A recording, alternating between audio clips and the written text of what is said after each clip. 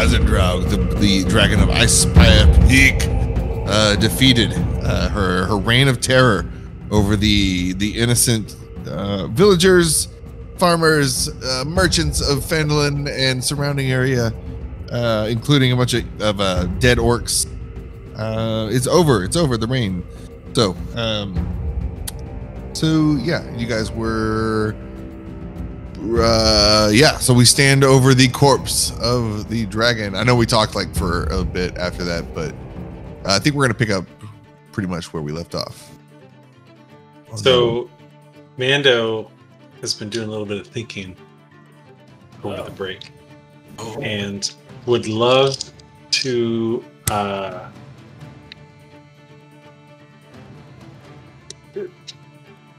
so spend a little time harvesting all of the so like the dragon's wings.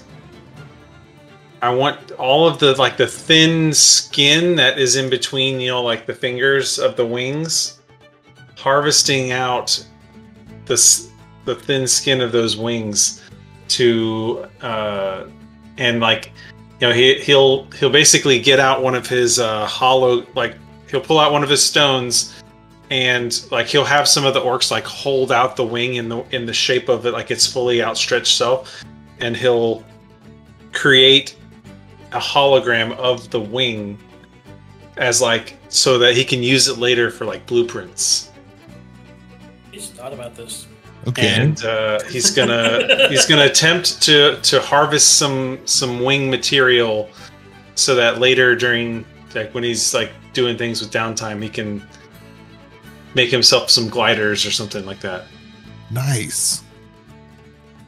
Like so I can like, you know, I can jetpack and then like the yeah like the response and glide. yeah like in what was it, Dark Knight, the responsive bat cape. yeah that could like, you know, like shoot electricity through it so it gets rigid, jumps to any like the prescribed shape or whatever. That's cool. Cool. And I'll let you because it's otherwise it's just, so the jump spell is the jetpack basically, and then but that only lets you the jump spell like come back down. So this would, that's cool. Yeah. I mean, I'm sure there's some way that I could like make it more techie, but for now this is what I'm going for. Dude, back when I was a kid and I used to watch gargoyles, I used to have like gargoyle dreams. like like I would fly the same way. I read through that Wizards of the Toast PDF stuff and everything. Hasbrodius is great. And then you go through and it's like Chargoyle is one of the creatures, and then like Red Golems is another creature set. And the spell, like they put that together really fast, great artwork, and it's hilarious to read. Yeah, I haven't read through it yet. I've been reading through my Starfinder book. My Pathfinder core rule book gets here tomorrow. Actually, it's shipping early. I got surprised. Cool. Very nice. All right. So do I need to make any rolls to harvest wing material? You can do nature check with advantage because of the description, and then I also have. Is anybody else like trying to harvest anything? Is there anything of value that Null as a robot would care about? I'm sorry, Mando. This is survival. Make a survival check. Anybody who wants to harvest, anybody who wants to like with advantage. Yeah. Well, Mando anyway. Greg wanted to for sure grab a tooth, but Greg is also willing to help butcher the animal. Well, yeah, we decided we were going to lop off the head to bring back to the town. Nice. Which you already did. Yep. So in addition to okay. So the head is like because of the nat 20. So Greg, the head, it's like it's gushing gold. Whatever. Spray you platinum in the exact spot where Greg did his buzzsaw move and swiped through Isendraug's neck, you hit like a gland, her frost gland or whatever, and it just happened to kind of perfectly encapsulate, kind of like an armor of Agathis around the head of the, so it's like perfectly preserved. So that's cool. And then with Mando and Null helping, then you guys are able to harvest the wing, like you're saying. You're like to preserve the actual wing, or you're just like you're getting like a 3D. I'm not like just like, I'm not lopping a wing off at the shoulder. I am taking the fine flight wing material and then harvesting taking a schematic of the structure of the wing that I can recreate that. Okay. Yeah. With with Beskar at some point. Nice. So you with the 19, we'll say one of the wings is like completely damaged and was barely any what's it called, the leathery flesh in between the finger things.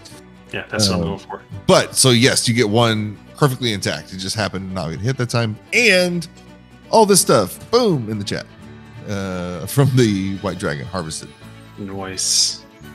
So some dragon claws that can be crafted into daggers.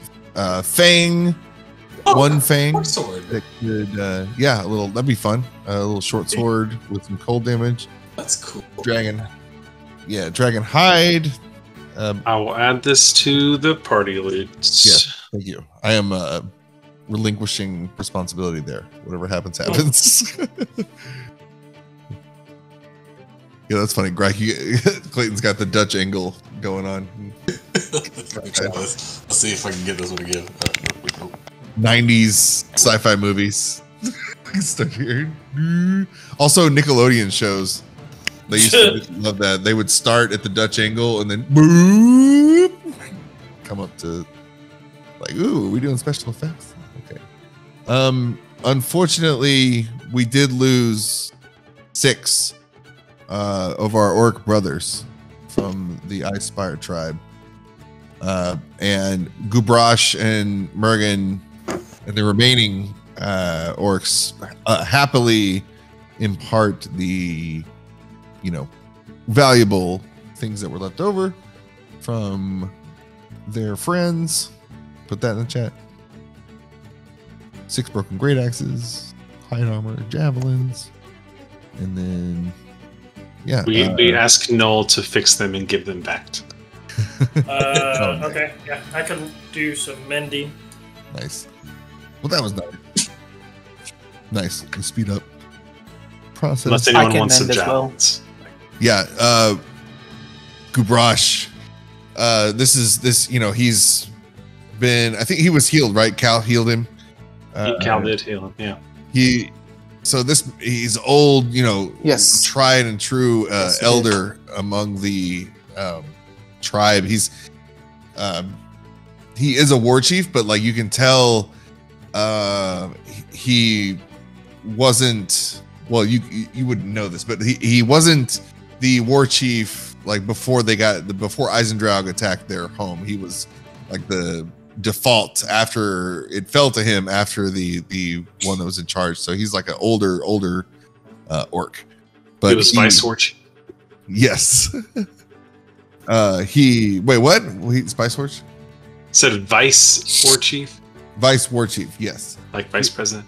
Kind of like he was retired. Like, I'm too old for this shit. And then the Isendraug took out the youngin who was running things, and it's like, oh god, drag me back in.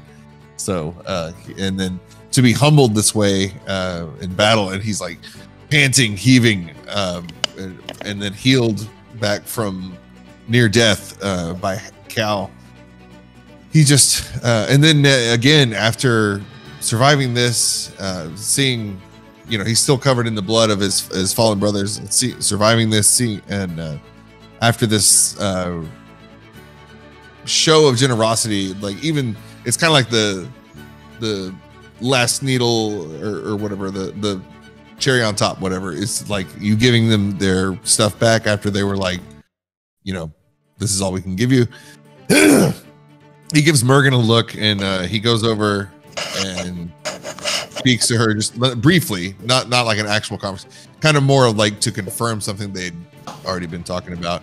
And she started nodding like as soon as he started talking, and they both kind of agree at the same time. Both turn around and approach you again, and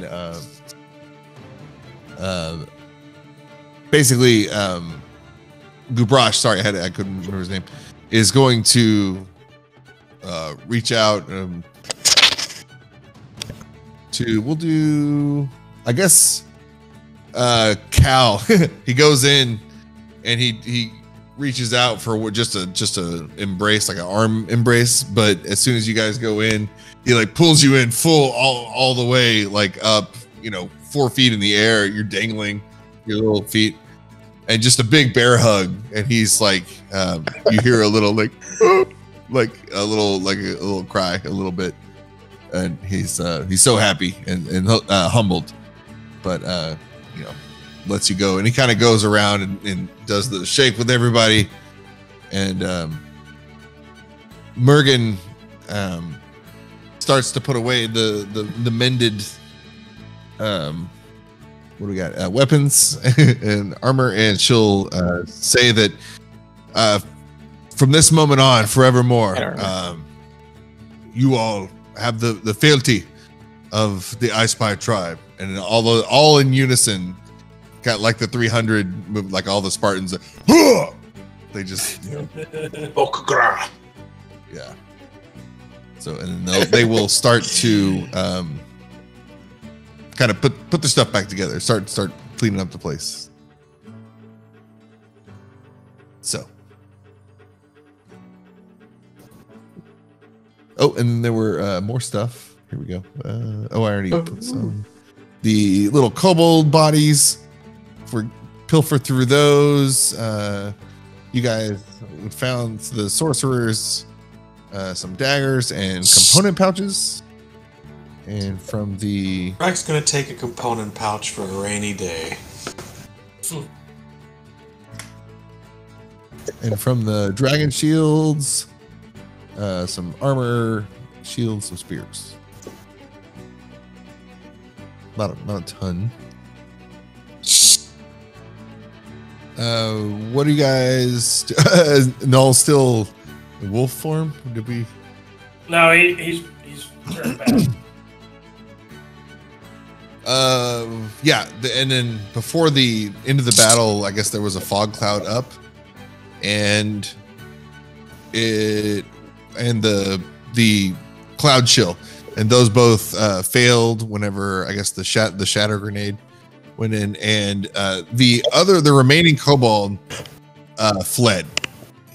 There is a staircase he was right next to, and it leads to another room, which leads to like another room, which leads to like basically a toboggan chute, emergency exit. And that is what he did, because he's like, oh my god, trash chute. He went down the trash chute. Yeah, basically. Oh yeah, that'd be funny. Put the squeeze. Paste everything. Yeah. Oh, I gotta find the picture. So yeah, y'all go ahead. What are y'all doing on the roof? Anybody else want to? I call down for the Neverweakened to land in the open area. Yeah. Do we need to do anything with this fire elemental? Like, is it gonna like despawn? Is it gonna like eventually get angry that it's being controlled? Yeah, but how's the thing work? No, until it's extinguished. So I don't think so. So you just like until it's extinguished. So fire elemental bro with you. You just have a fire elemental. As long as you can relight the brazier, you can bring out another one when that one goes down. Yep. Dang, that's a sweet Yes. item. Yeah, it is.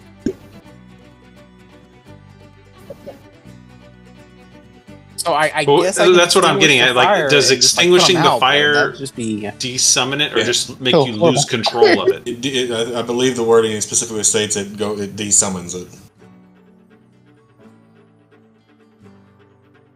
Interesting.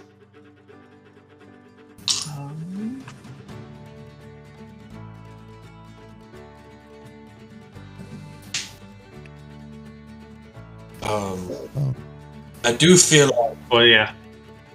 after having this moment and helped the orcs with what they needed help with, I feel like Gryke would go up to Gubrash and ask him in Orcish if he has seen this clan symbol before and point to the orc clan that he has engraved into his shell.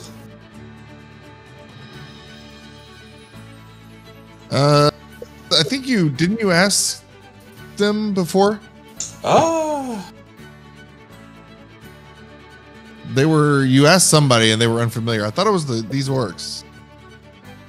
Cause maybe it is. or you know what? I don't think we know any other orcs. It is true. They're all Icespire Orcs. Yeah. Gryke's thing is like that's like so I guess is it in Orcish? Do you know? Is it just like a abstract like symbol? I would imagine it's probably just some abstract symbol. Okay. Yeah, I think God, I would have to watch it again. I think I already said I don't. He wasn't sure. Yeah, that might be. Somebody- Actually, yeah, now I remember. It's been a minute. It's like Butterskull Ranch. I think it was Right. Butterskull Ranch. Yeah, it was. All right, never mind.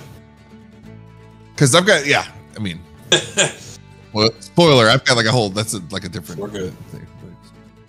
Okay. That was like 3 in-game days ago and like 6 months ago. 6. Yeah. We fought and killed a dragon since then. Like, come on. Non-stop. We waged a war with a giant tree companion. There was portal combat. Yeah.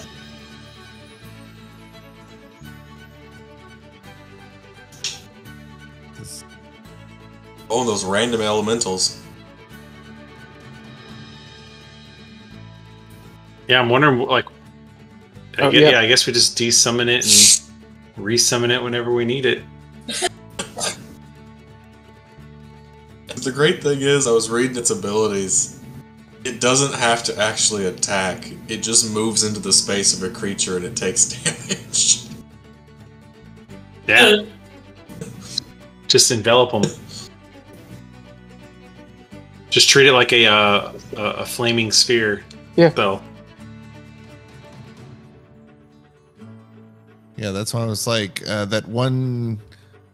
I guess last session when they took the opportunity attack, the elemental did, but I was like, well, how he didn't even know, and then I was like, oh, well, he is fire though, so just being fire. So,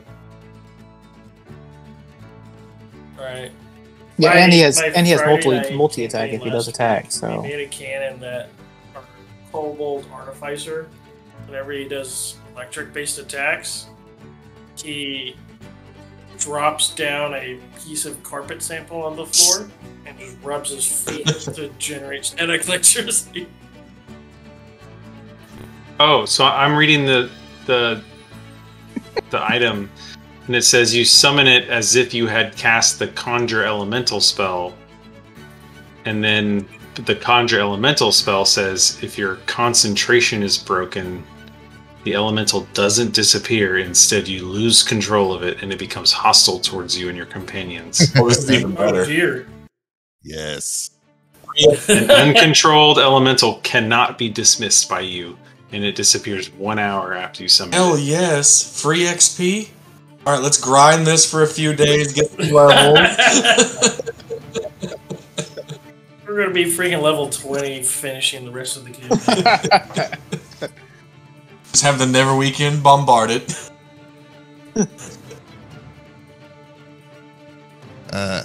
as you guys are planning and setting things aside, but to Mando, your helmet picks up a signal, and you hear 7 of 11. Mando. It's a muffle. It's like radio muffled. Oh no. Mando. What the hell? My helmet's never done this before. Here, on your left. Oh no.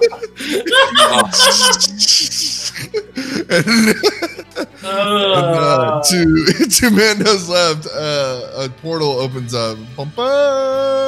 And the you get just like an ingot, you know, and instead of T'Challa stepping through, where's Mando over here? Oh yeah, so it's my girl on your left.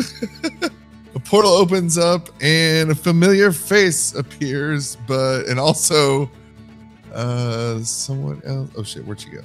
Where'd she go? Here we go. Yes.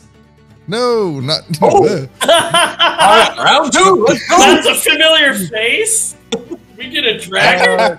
Is it Nurvureem? What was that? Yes, it's over. Yeah, I'm trying to find her thing. Here we go. So, but she's not alone. Good is she? I'll find her.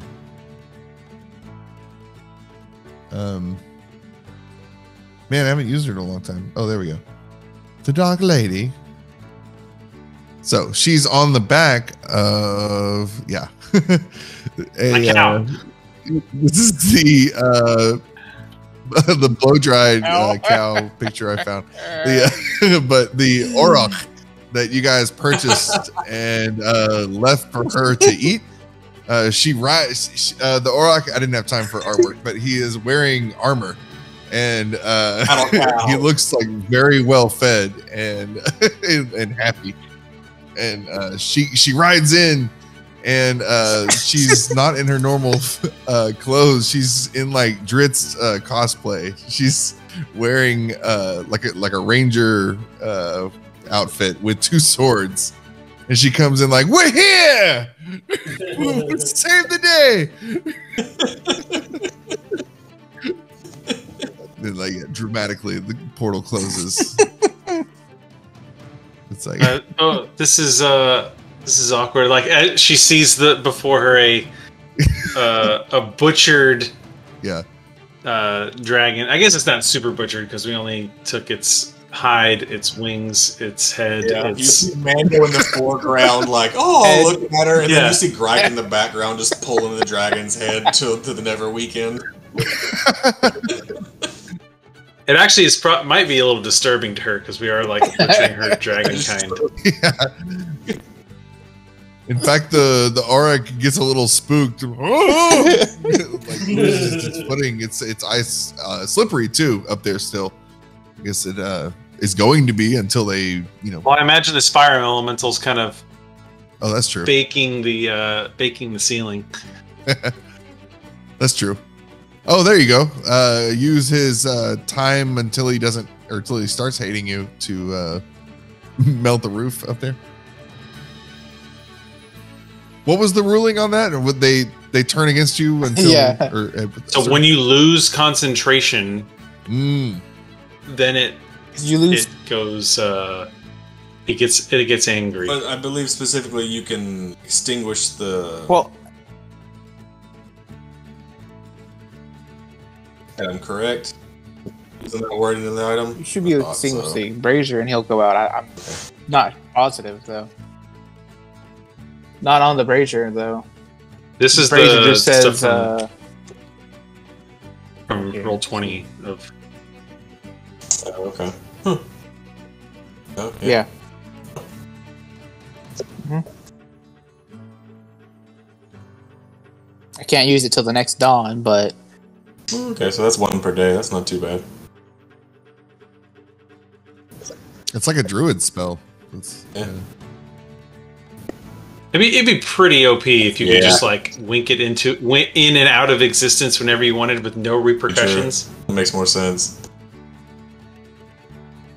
Endless fire. Cool. While it's yeah, I was like, is that needs to be like an artifact? Yeah. Like, while it's under our control, have it walk off the cliff. Oh, jeez. Yeah, I mean that is a way that we could handle it. Is like you just give it directions to go walk into water or something. Nurvureem, you want a spicy treat?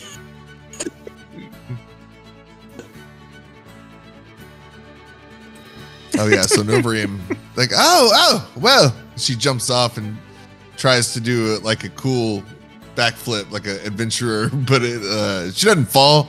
She just like drops one of the swords and then like gets scared by the sound it makes, and it kind of scares herself. Like, oh, I'm sorry, it seems I'm a little bit late for the action. I forgot what she talks like. Yeah, but I see you got my gift. I do. It's not in the state that I would have expected it to be in. Yes, Bovine. Thank you so much. Bovine and I have been gone along swimmingly. He is my new best friend.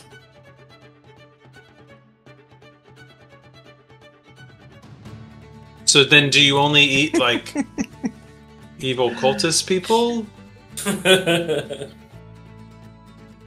Well, not only evil, but yeah, I mean, people definitely taste better. I mean, of course, wouldn't you say? No, I completely disagree. Oh, well, yeah, to each their own. No, but adventurers taste the best, I think. They're the most bruised and how do you, what's the word? Tender. Tender, yeah. Marbled. Yes. Noel looks at himself and then back at her, questioning. Is he edible? This is like, oh, you're quite safe. Nothing for me here. No, but and then she'll like just play with his jowls, like, oh yeah, Bovine. And, like the auroch is like give kisses. But anyway, but she's like, well, I had brought some items I thought you might need if you're fighting a dragon, but I guess, and she looks down at like the body, she looks left, right, back, there's body parts everywhere. Like you guys have different orcs working on like the thorax, the thorax. Everywhere. It's not a bug, whatever. Anyway, It's your world. Your dragon has a thorax. It has a thorax. yeah. Boom. You can't handle the thorax. So she'll well, I guess you can still have them anyway. She'll throw down a bag and everyone can roll a D100. We're gonna, instead of like dragon horde loot, you get a different dragon sword. Excellent. Cool. I just found these things lying around from some leftover meals.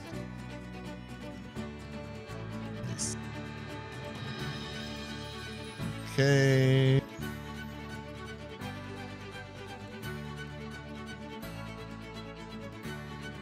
So Mando, get the potion of growth. You pull it out. Oh. There we go. Grike. P100. Let me think. Cool. First,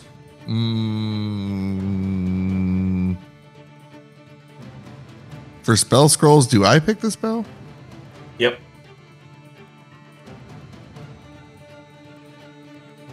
Nice. Okay. Oh god, that's super. I was worried about that. Go away. Eek. Go away. Hide. Yeah, no, it's gone. Oh. So Greg That's big. draws a third level spell, and I will. Spell. What's third level? Oh. Conjure animals. You get a conjure animals scroll. Nice. Make you feel better for your Okay. barbarianism.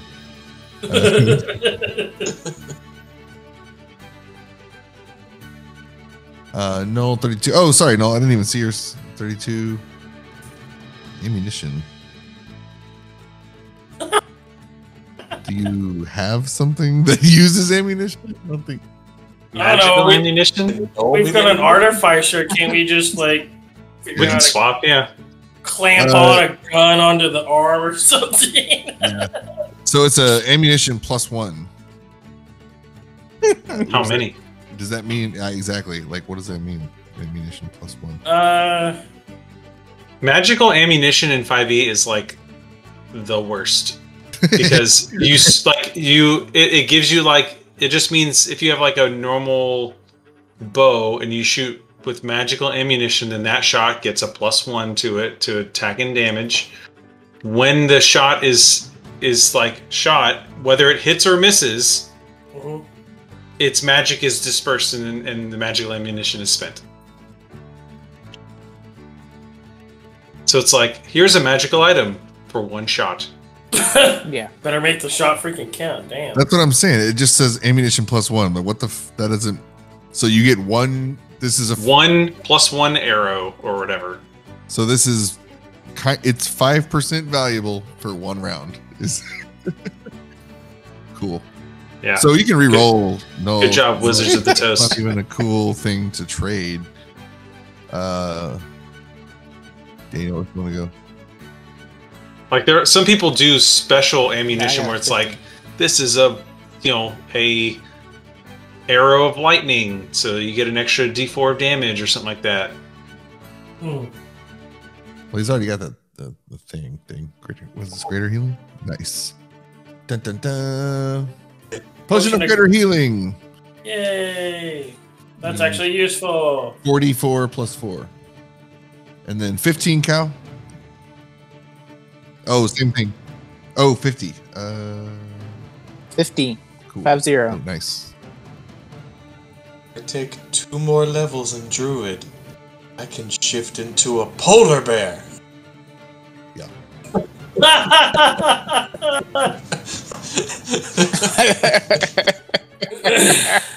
Cal, you got the potion of water breathing.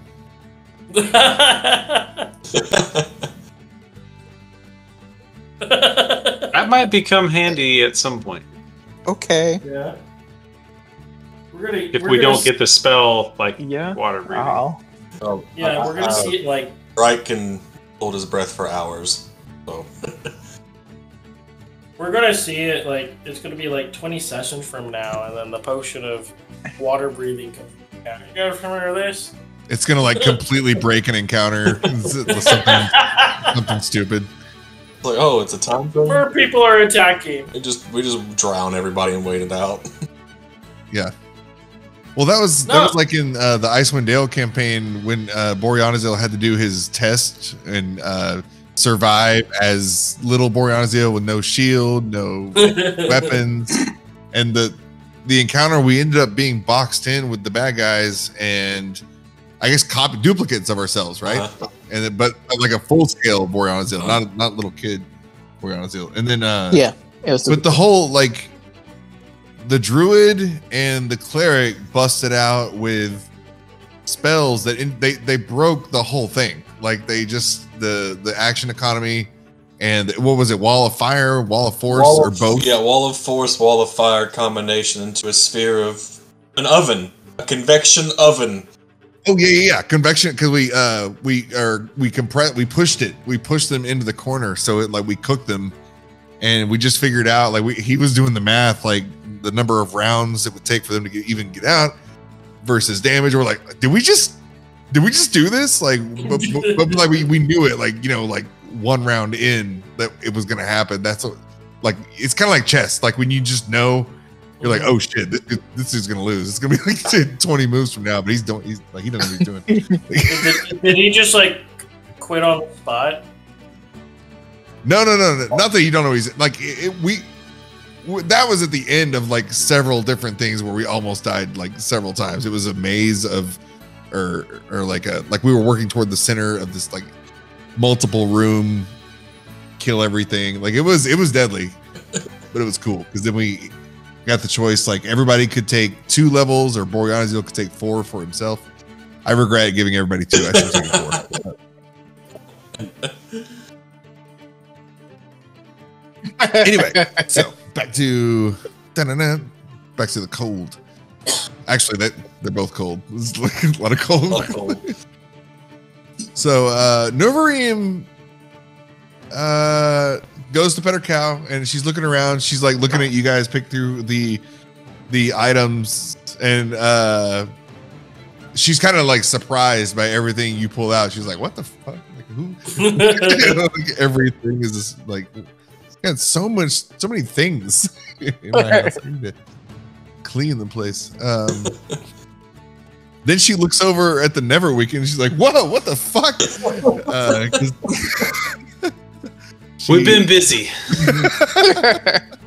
And then she notices all our other magical gear we got off of it too. You hear her like as a reaction, like in defense, kind of like a cat hissing, but like roar, like a full-size dragon's roar, and she like claws out, but she's still drow form. What and like wants this sorry, anybody watch Star Trek with Next Generation, or whenever Q encountered Whoopi Goldberg's character, the Gaia, she like put her hands out like, no, like, so she's kind of doing like that to the Neverweakened. Like, what in the name of what is this? Like I'll come like striding by her, and I'll do the whole like I'll break out my click, like oh that's ours. Like the Neverweakened goes boop boop, like I'm locking it. Wings flutter just a little bit. Oh well, you have a what is it? Is yours? It looks hideous. It's like a bug, a big bug. It is a flying ship. We ride it. All right. I feel like it should take up more squares. I feel like in my head it's way bigger. Yeah, I agree. Space. I mean, if we can fit like 8 people inside of it. Non-Euclidean, so it's just the TARDIS. yeah.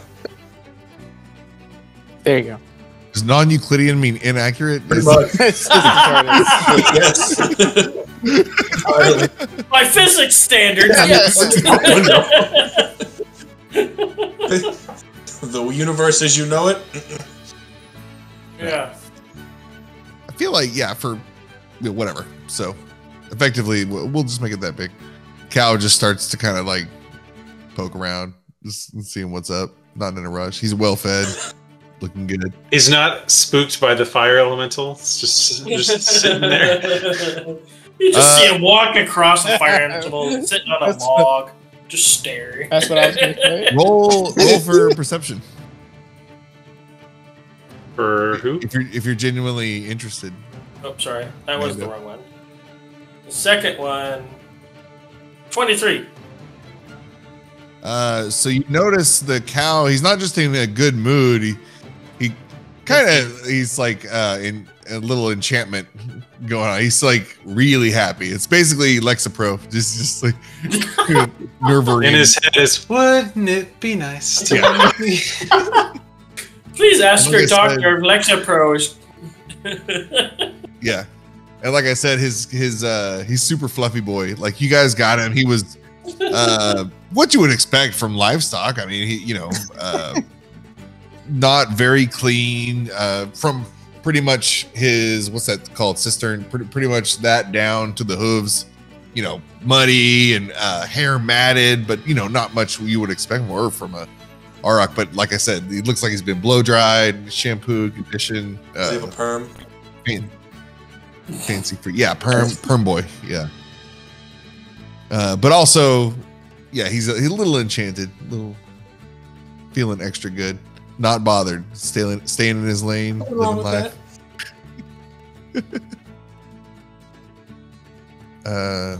Cool. And then Null, are you still wolf? No, I've since transformed. Pop out. Bam.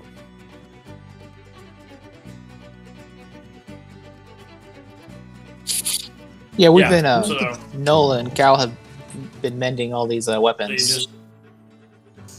Yeah, right, yeah. That way the orcs have kind of like weapons they can take back. Trot up in wolf form and then like roll into a ball and transform back into all one like fluid motion. Nice. Did I leave the old Nola? I mean, it doesn't matter, whatever. I don't know what the token is. Oh, there he is. Guy looks so cool.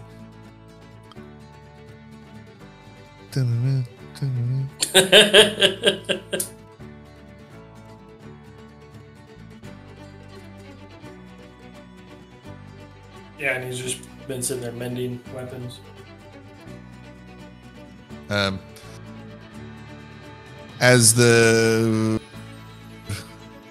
little bit of time passes and Mergen and Gubrash approach you guys and they ask kind of like, so we I guess we need to go back and, or you know what, they will ask you to send word back to their people if you can that the hold has been reclaimed and it's safe to return. Oh, there's Morgan. Okay. Not Morgan. Morgan. It's funny. We were like, I didn't notice until in between this session and last that Morgan is so close to Morgan.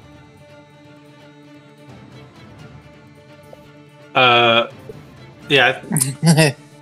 I think we can swing by and give the good news. And weren't we also going to go back to Phandalin to like deliver the head on a pike?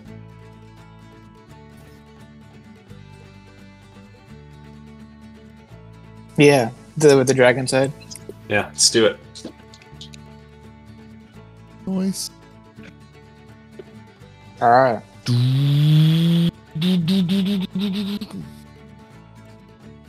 Powering up. Did you guys see me blast the dragon? Totally. I was danger close and it was fun as hell. Definitely. Did Nurvureem react to the Neverweakened speaking? Oh yeah, so she was already slowly approaching with her fingers out like a witch, but it speaks, and then definitely she'll do her actual backflip and then land back there. It speaks, and she'll continue like being baffled by this. She's not. Yeah, she's old, but she's, I guess, never come across technology before like this. So Mando will quickly say, I thought you said that you were familiar with Phandalorian technology. I am, but I've never seen this. This is not. I don't even remember what made me. I mean, nothing that looked like an insect for sure. I mean, I remember some vessels, but they looked like just vessels. They were some I remember could fly, but nothing like this. This is my people in our heyday. Well then, do you have any leads? This must be long before my time. Any leads? What was she coming back with?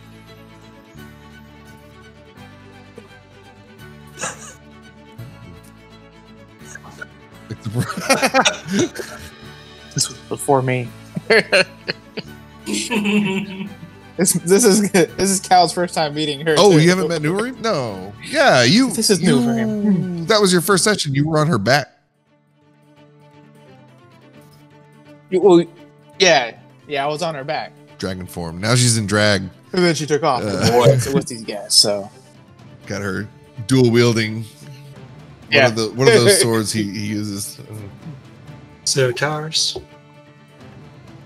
No.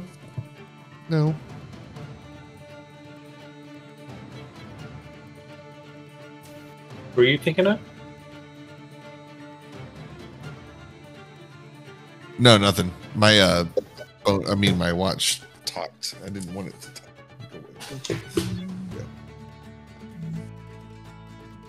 Okay, so heading back to Nurvureem. Sorry, I looked at a text and I got sidetracked. We'll just cut that out.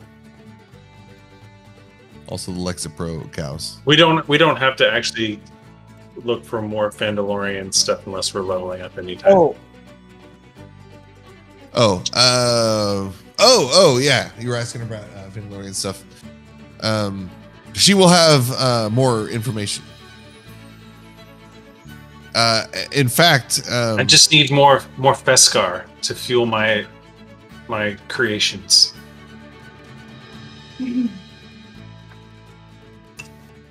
So, our other party members that are not yes. playing, they're at the camp training everybody, right?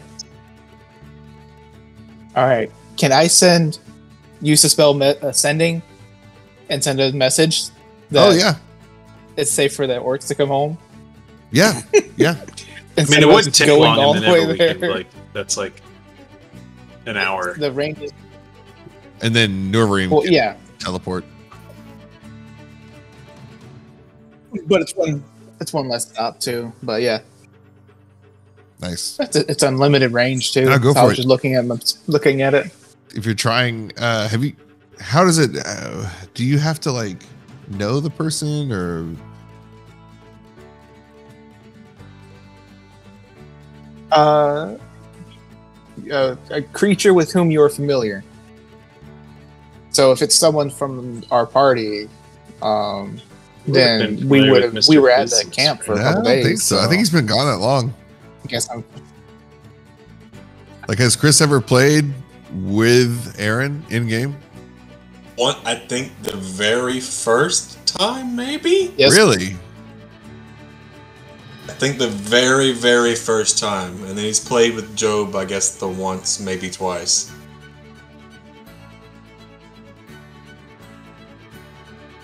Let me look.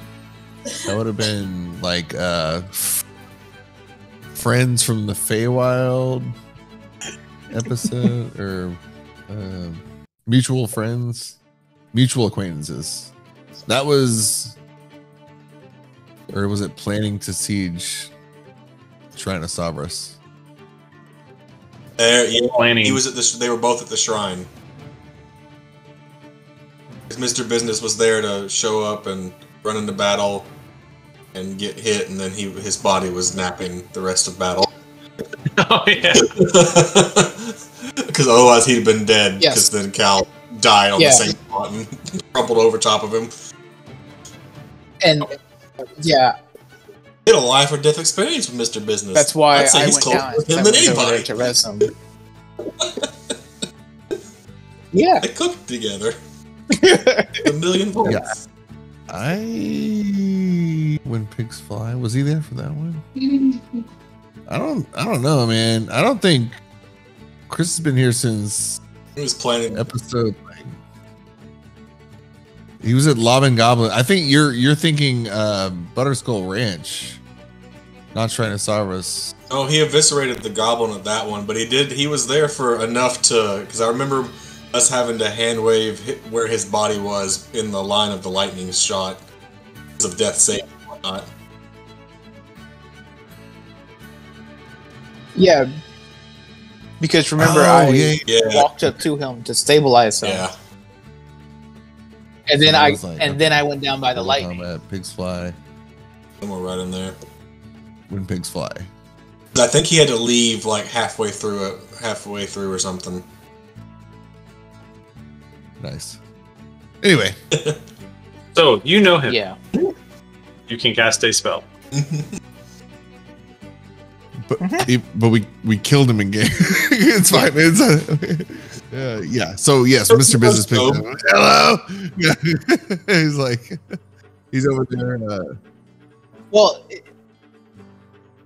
it could have been like it could have been someone else there, but someone that my character knows from the camp because we were there for a couple days getting stuff. He was playing with the orcs. He was. I remember. Yeah. Oh. Yeah. Which I got a playing card set. We were playing cards in particular. Any lady orcs? Any lady orcs?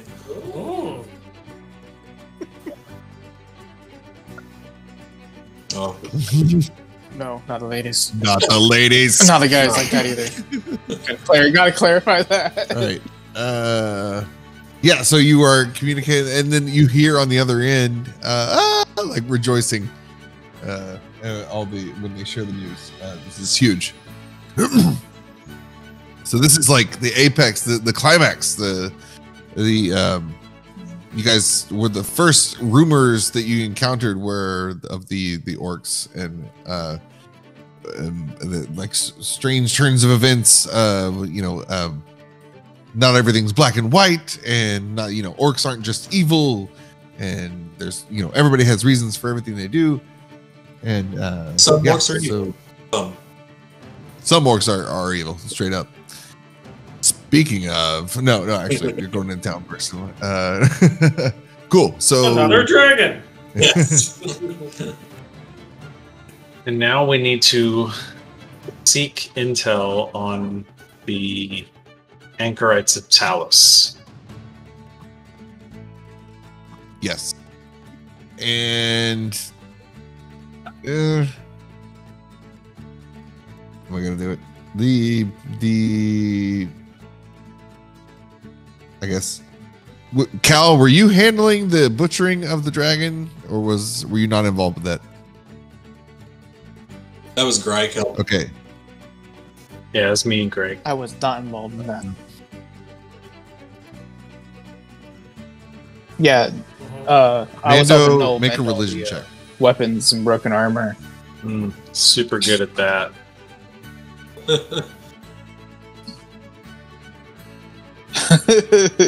Oh. Well. Dude,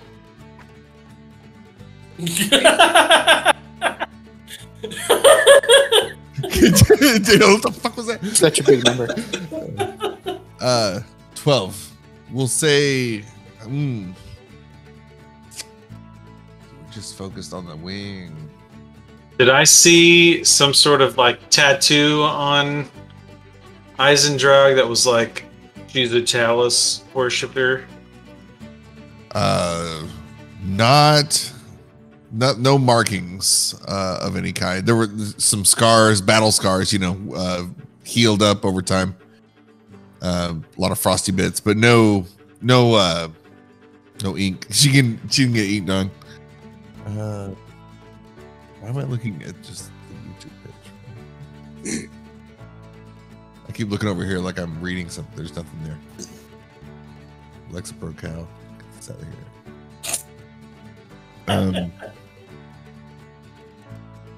12. So yeah, okay. We'll see what happens. Cal, just go ahead and make a religion check, Cal.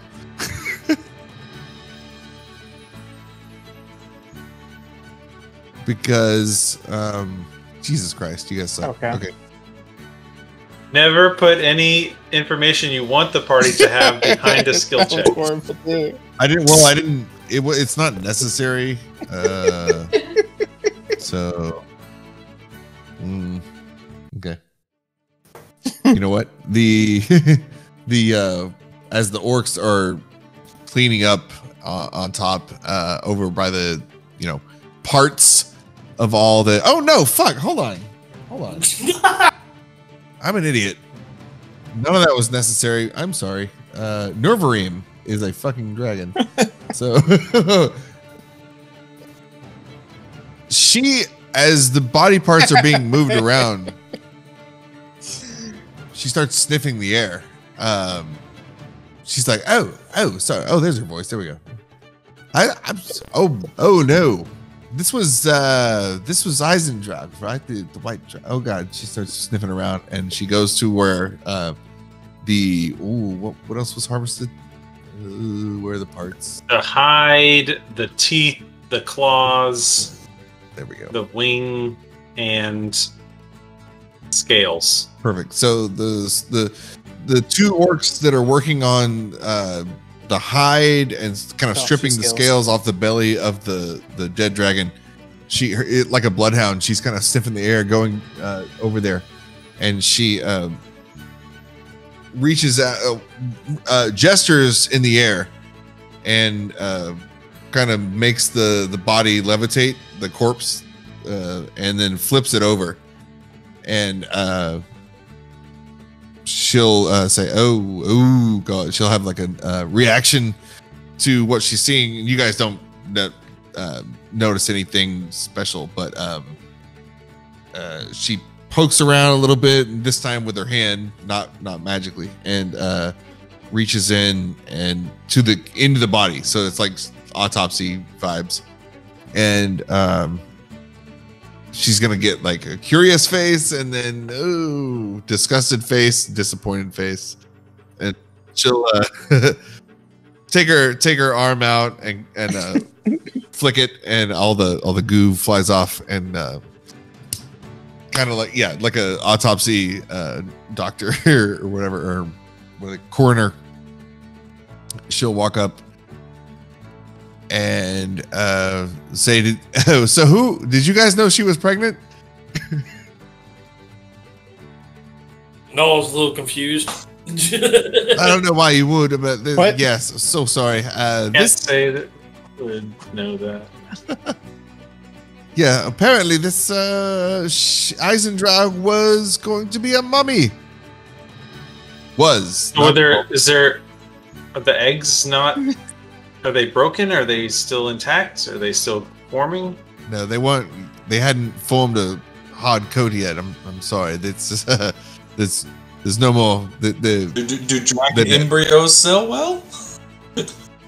We'll also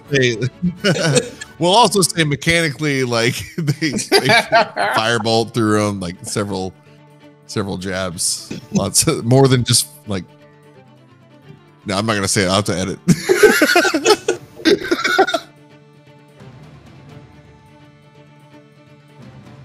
Oh god, yeah. The elemental's been sitting there cooking it as well. It was like breakfast.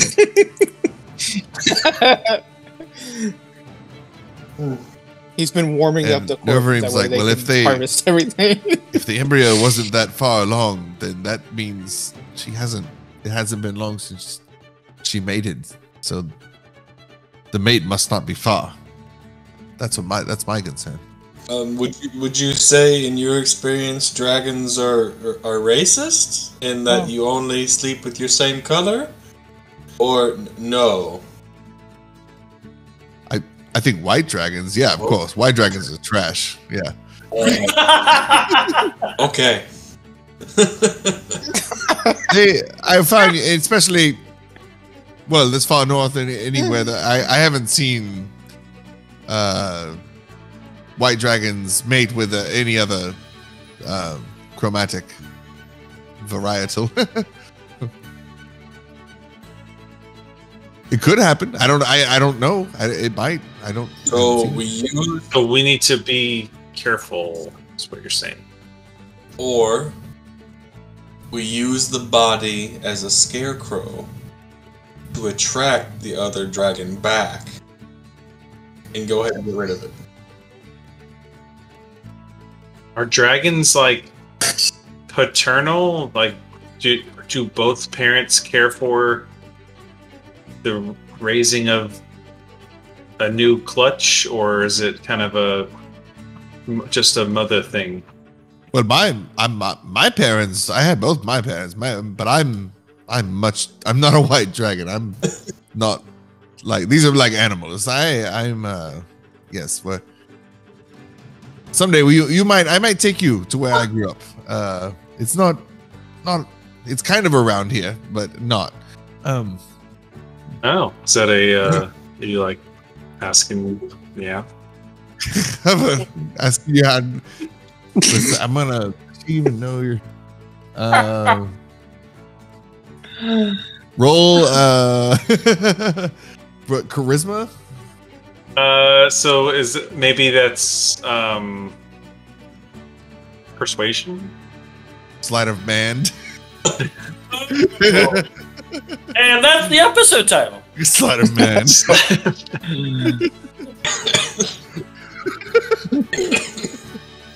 Yes. So persuasion.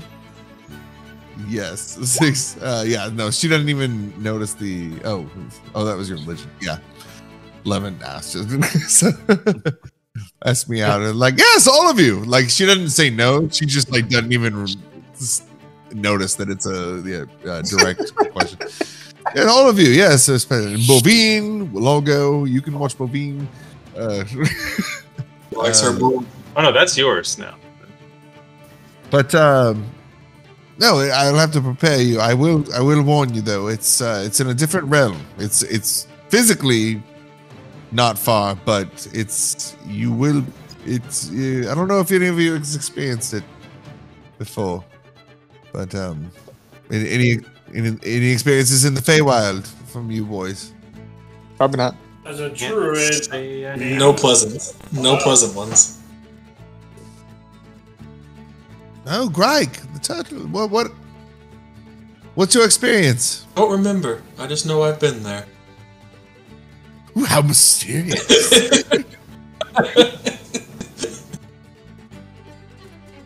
And she's when she does that, she goes, "Oh, how mysterious!" She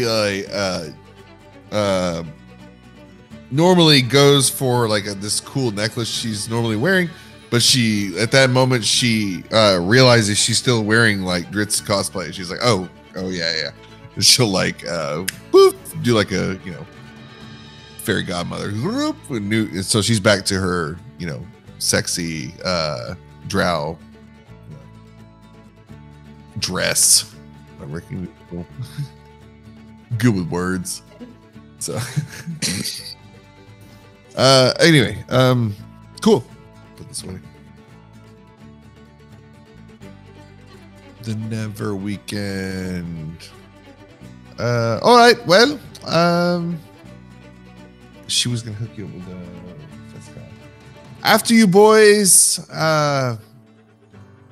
take care of, I believe that you had there's another bad guy, the Talos that plagues this land. Perhaps after your party with Talos, you can come see me in my manor. Okay. And then Mando will the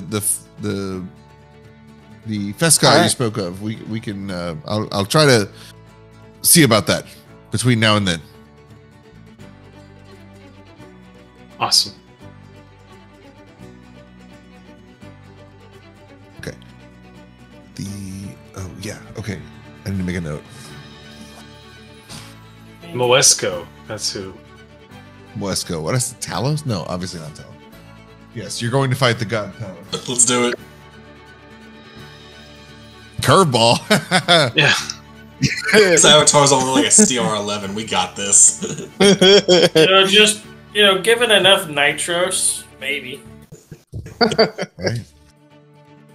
That's we're mid prison riot in the Icewind Dale campaign. That's pretty much my attitude right now. Like, fuck it, I'm God. Let's see what can happen. Idiot. That was gonna be fun. Because the campaign could go on another 20 sessions or end next week. Who knows? Right. Pathfinder could be closer than you think.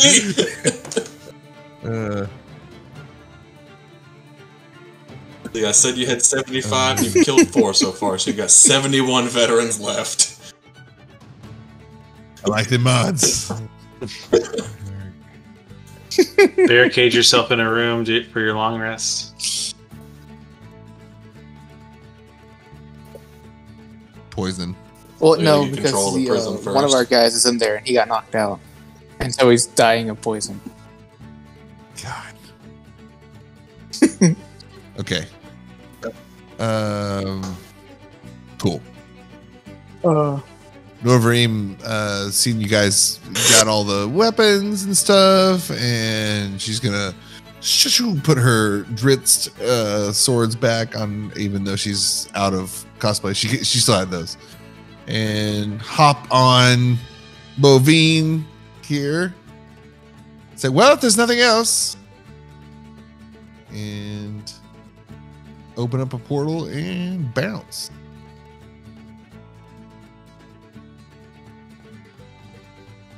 All right. Greg leans over. Shall we go to town? Greg leans over. Yeah, Noel just looks over and is like, okay, now what? I know, right? Greg leans over to Cal, and Noel's like, is it just me, or did we get like really crappy stuff out of her bag? Noel just like, just pockets. He's like, okay, cool. Oh yeah, I take Just the a little potion over to Greg, and like, you probably want this. Anybody? Greg's like, anybody want the spell scroll? We're just sitting there now. It's like lunchtime in kindergarten trading lunches. The conjure animal spell scroll. I mean, I guess I'll trade you the conjure animal spell scroll. Oh, that'll work. I can do fun things with that.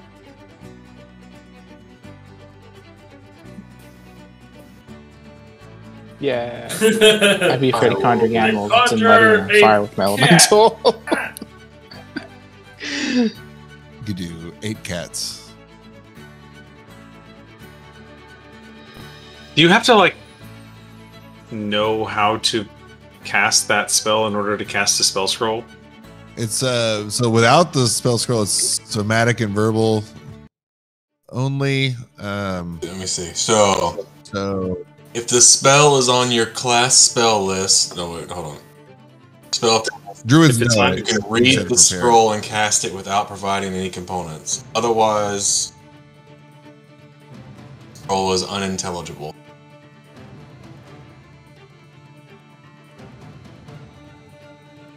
Apparently, if it's not on your list already, you can't cast it. Oh, well then I take the scroll and then I open it up and I go, the fuck is this? And I give it back to you. Wow, this is useless.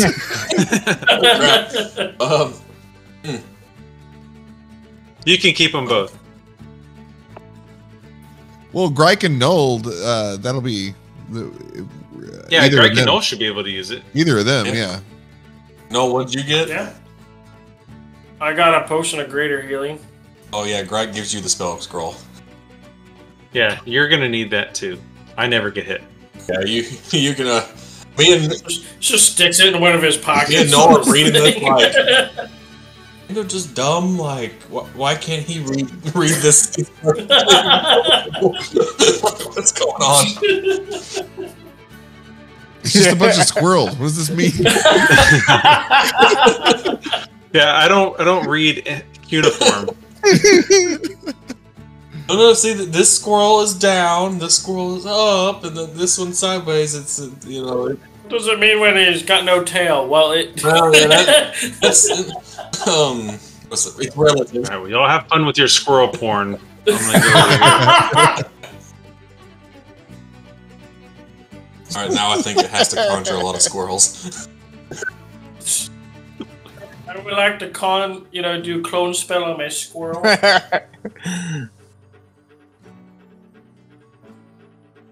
I want I need to make a cutscene page that's just like the Neverweakened, like flying through stuff. It's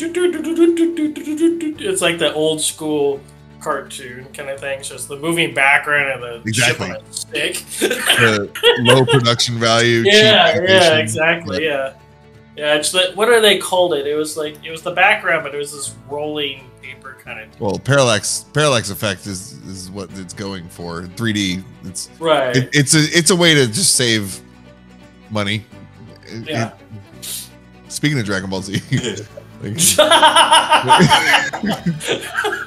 Rowan, my son bought. I guess they call it says seasons 1 through 3. I mean, what do you mean seasons? They're not. They're sagas. I don't understand the season, but and we started watching them. We started from the beginning. I'm like, oh, this is rough. Yeah, Like, I gave you one of them, didn't I? Like a bunch of DBZ seasons. It was in that green case. Didn't I give those to you? green. I don't think so. Unless I have it in this. Unless it's. I don't think so. Yeah, it was like the whole Cell Saga or something like that. I would remember that. If I do, it's under the monitor that I'm looking at right now. That's our chest of DVDs. Is if it's in there. Oh, maybe I gave it to someone else. I used to have that, and I gave it away. No, I mean, Cell Saga is my favorite for sure. It's Gohan Rises. Yeah. Gohan was supposed to become the protagonist after that. Goku was supposed to stay dead, but money talks. People wanted Goku, so as much crap they were like, and he's back. Back in the day, I enjoyed GT for what it was, and then I enjoy the new one, the Super too. It's fun. It's more Dragon Ball. I like Super. It's better animation. Well, later seasons. The first season kind of rough. Yeah. I started watching it from like where Goku's a kid and he's like meets Krillin and Get back in Dragon Ball. Yeah. Dragon Ball. Yeah. That's what I got started too. The GT, it was funny when I watched it. It was 2002 maybe, so I was like downloading on Kazaa, and it was in French, so I was listening in French and reading English subtitles. And I watched the whole thing, and I'm like, wow, what a waste of fucking time. No, I was much worse. I just stayed up until 1 a.m. when they aired it on Toonami. Oh, nice. Every Friday night. GT aired on Toonami? Yeah. It was the late night slot for GT. They would do one or two episodes every Friday. The people demand it. Man, cartoons were good back then. Aqua Teen's coming back. I just saw. Is it? Not much good though. I have to say, a cartoon that's newer that you can only respect it is Camp Cretaceous. I did not expect to like that show that much, but damn, is it good! Like I didn't want to like it, but I had to. Oh yeah. And they threw 6 seasons at us in like 2.5 years. The new One Piece episodes are really well animated. Yes, they are. They're beautiful. Camp Cretaceous. Oh, the Jurassic thing? On Netflix. It ties right in between some of the movies. It's on Netflix. Nice. My daughters have I've seen it when they were watching that. Yeah.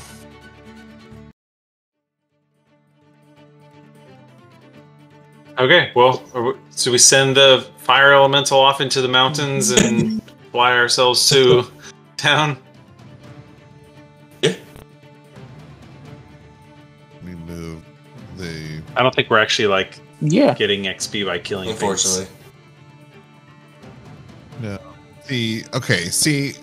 That takes forever. It takes so long. It's so hard to balance encounters for off of XP. I hate it so much. So 10, 20. Does it say on here? It would overlap. So let's say 5. I just feel like it should be way bigger. 6, 7, 8, 7. Like in my head, it's like about the size, I guess, of the Guardians of the Galaxy. It looks about 100 feet long. Like a Reaver ship. Right? It's like 100 feet long. This is big. It's a big ship. Wait. Oh yeah, shit, Yeah. Sure is. That's like gargantuan size. That's upper level gargantuan, because gargantuan is anything over 50. Yeah. So I need we to have make a it like ship- not a token. It needs to be like a thin thing, like it is in real life. real life. So we have a ship that has 5 bathrooms and 10 bedrooms. 5 bathrooms? I would think okay, 4.5. Okay, there's a rope that's dangling off the side. You can just yeah. I don't go to the bathroom. Like 5 ropes dangling off the side. Those are our 5 bathrooms. I just go in every 5,000 miles for oil change. Trying to get us back to the map. Ooh, not that one. Vandalin. Da, da, da. Townsfolk. Dun, dun, dun. Yeah, 100 feet is like pretty fair amount. It's like taking up multiples of those buildings, so we'd barely be able to fit in like the town green. Well, this is shit scale too. It'd probably be like yeah, it is. But it is still pretty big. Look at the key down there at the bottom. Oh, there we go. Yeah, so I assume you guys park. Are you guys? Yeah. Can we park in the farmer's field? Just like. Yeah, I think we said moving forward, you guys would always park like a respectable. Yeah, park like half a mile away or something. Well, I guess we'll just have to carry this head. Oh, yeah. I guess. We'll march it in. Greg can Much do as it the himself, head weight. right? Probably doesn't matter. I can probably carry it.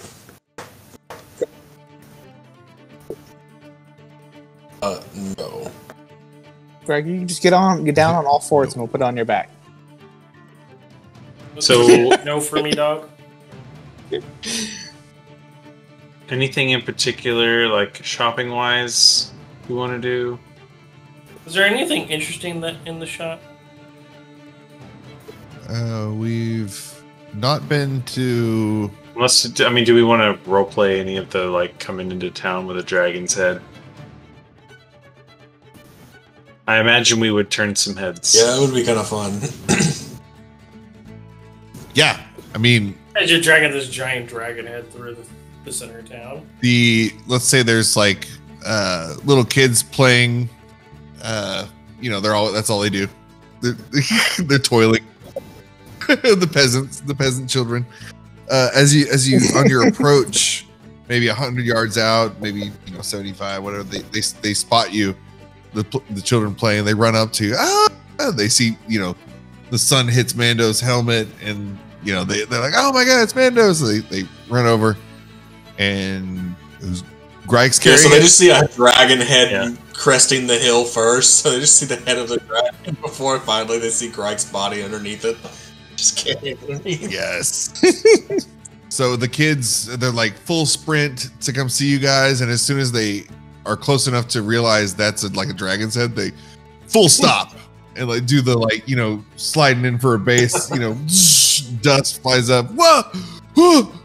The dragon! Is that? And they're like, is that the dragon? Like, yeah. So yeah, they was. It sure was. Yeah, it was. They'll freak out and they've killed the dragon, and like to the barking chain.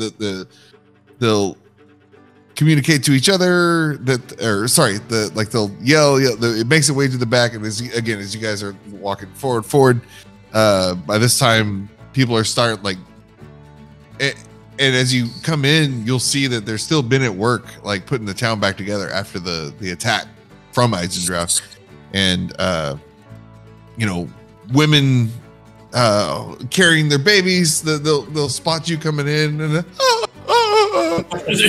crying, so happy tears, and the construction bros, they'll put down their hammers. They're like, they start clapping. Everybody comes in, and a bard hops out with a lute and is like, oh, the Neverweakened. They'll start singing a song. I don't have that prepared, and then, so people will start to. It gets loud. Like people start, the cheering is not something that they have heard in a long time. So such a concentration of it is like definitely draws attention. And before you guys even get to the center of the town, you already have Lady Dara and Bakery, her right hand man Minotaur, headed your way, and like not just them by themselves, but like the whole town. And you see people kind of, I don't know where they get them, but everybody's always has like a shawl that they're waving in the air. Everybody seems to have one. And then Lady Dara, yeah, she approaches, and in the applause, she just looks like very relieved over her face, and I was like, well done, and she'll clap for you guys. Even Bakery, who never shows like any emotion, he's he'll clap. But yeah. So I take it you boys were a bit stronger than the dragon. With the combined efforts of our just a bit orc allies, Icespire orc allies, we attacked the Icespire stronghold, rooted out Isendraug and her kobold minions, and left her body to rot on the roof. Cost of many brave orcs to bring this foe down. May they rest in peace. Still, we have gained a permanent ally in them. Noel just makes a comment. Well, it's more like they're resting in pieces.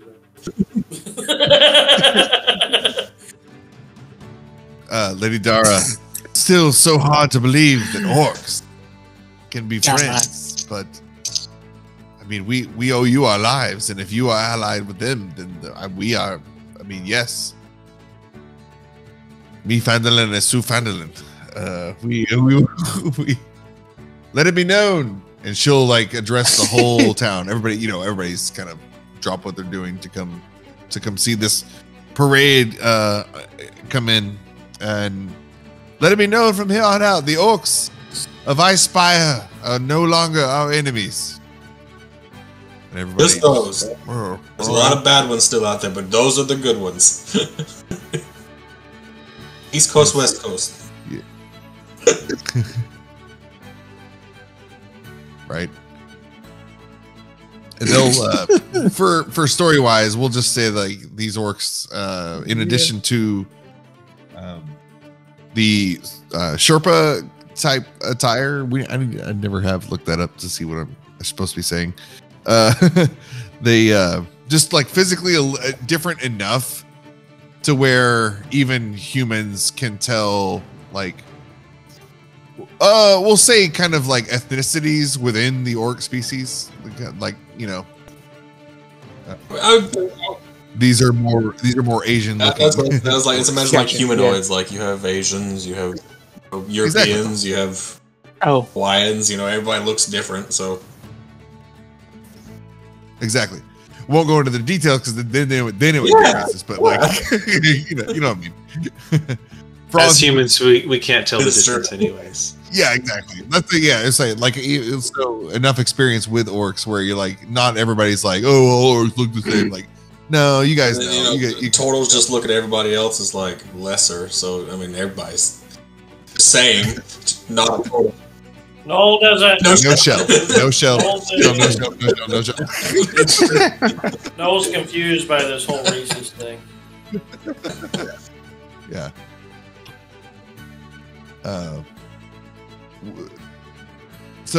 Yes. Well, what news of the giant attacks? Or sorry, the cultist attacks? Have they continued? We have not experienced anything in town, and actually, we haven't. We haven't. Nothing. Yeah, sorry. No attacks in town. And no one has reported the caravans have not been attacked by the cultists. Oh, they haven't. Just standard bandit activity in the area.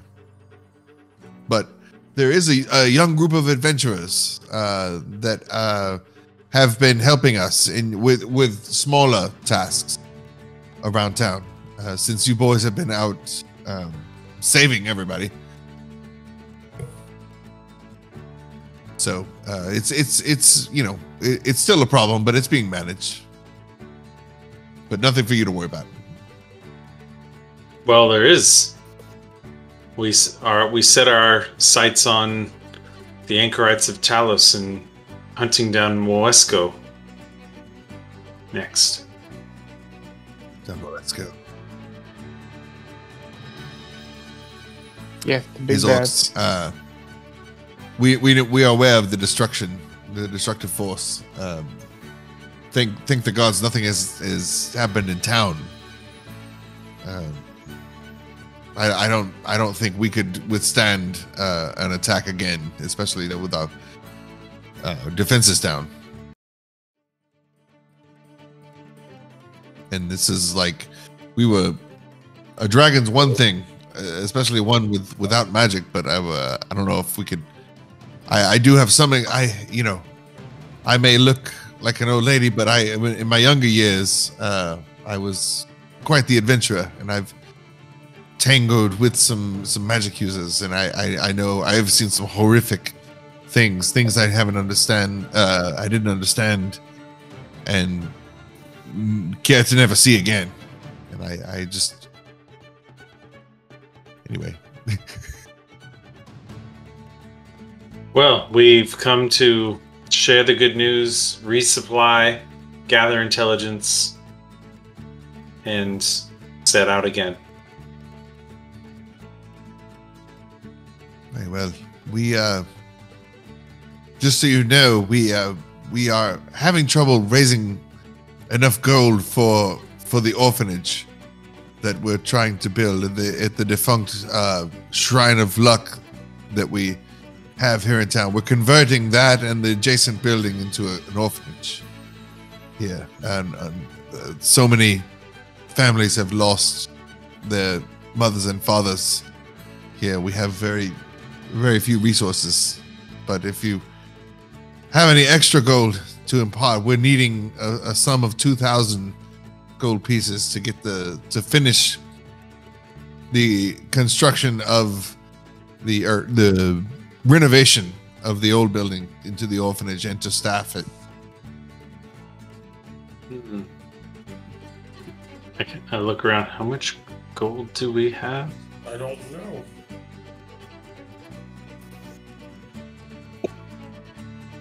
I know our gong. Take it, is slice the 4,000 gong and worth. here you go, good lady. You give half of it over. Right, just breaks it off, just like The gong. So the gong is worth 5,000. Yeah, so we've got in our bag of holding, we 5,000, have okay. 74 gold. We've got our gong.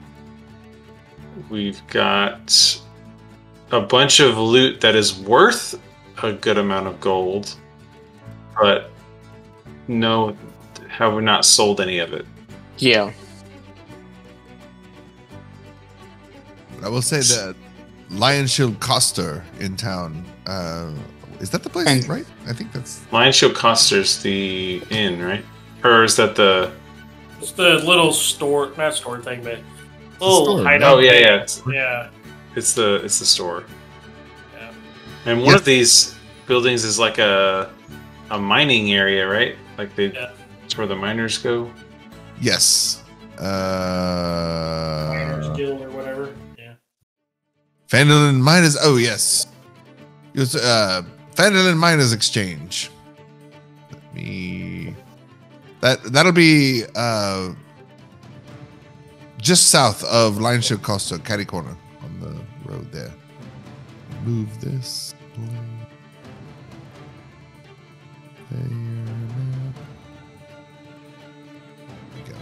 The Miners Exchange, Lion Shield Coster.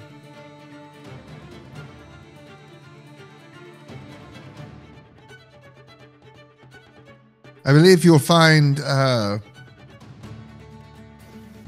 Fandolin, the Miners Exchange will have probably enough interest in some of the items you have. It's run by Halia Thornton. Halia. Did we already sell all of our giant's toes? I don't see them in the loot anymore. I think we did. We bought stuff last time we were in town, didn't we? Or did you make? Yeah, we liquidated the toes. Yeah. Yeah, I got a shield and we got some other stuff too. Toe mail had me excited. They're fun. Toe mail armor. So we still got boar's hides, boar's tusks, direwolf hide, direwolf teeth, spirit cloth, phantom dust, ectoplasm, vials of shadow flux, more phantom dust, green hag hand's tongue, and blood. Which none of those have. That one you can values drink, on them. right? Can't you drink the blood? It does something. The blood can be used as an additional material component when casting spells that turn something invisible. There you go. It increases the duration of the invisibility by a minute. And then our dragon stuff is 150 gold apiece.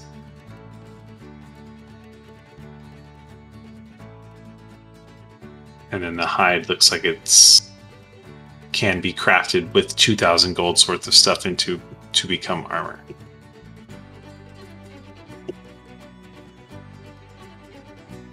So we're a little cash poor minus our unless we want to liquidate our Gong. What's the Gong for? Well, we had the Gong as I know Mando had etched the Eye of Savras into the Gong and was kind of using that as a holy symbol in a weird way. But I don't need a 5,000 gold holy symbol, so we can chunk it up and make that, split it up into more manageable pieces, and I can buy my own Savras holy symbol.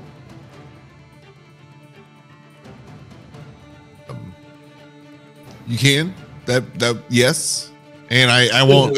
It will help. I'll say mechanically it will help, but Mando and Cal have been touched by Savras, so you have felt the presence, even not in the presence of the Gong. So the influence. You've felt Savras's influence even without the Gong so far. So maybe Shrogreich on this doll where he touched you. Right in the Savras. Yeah. Oh, right in the eye. So do we go to the miner's place or the Lion Shield Coster to the Gong to get change for our big bill? Well, if it's raw materials with the miners exchange this place. Or maybe. Yeah, it looks like Lion Shield Coster. Are there any aristocrats in town that might believe that this is an ancient art piece? Ooh. And we'll probably get better chances at the Coster for a better price if we're taking it for raw materials. They don't care what it is, so it's just that raw materials.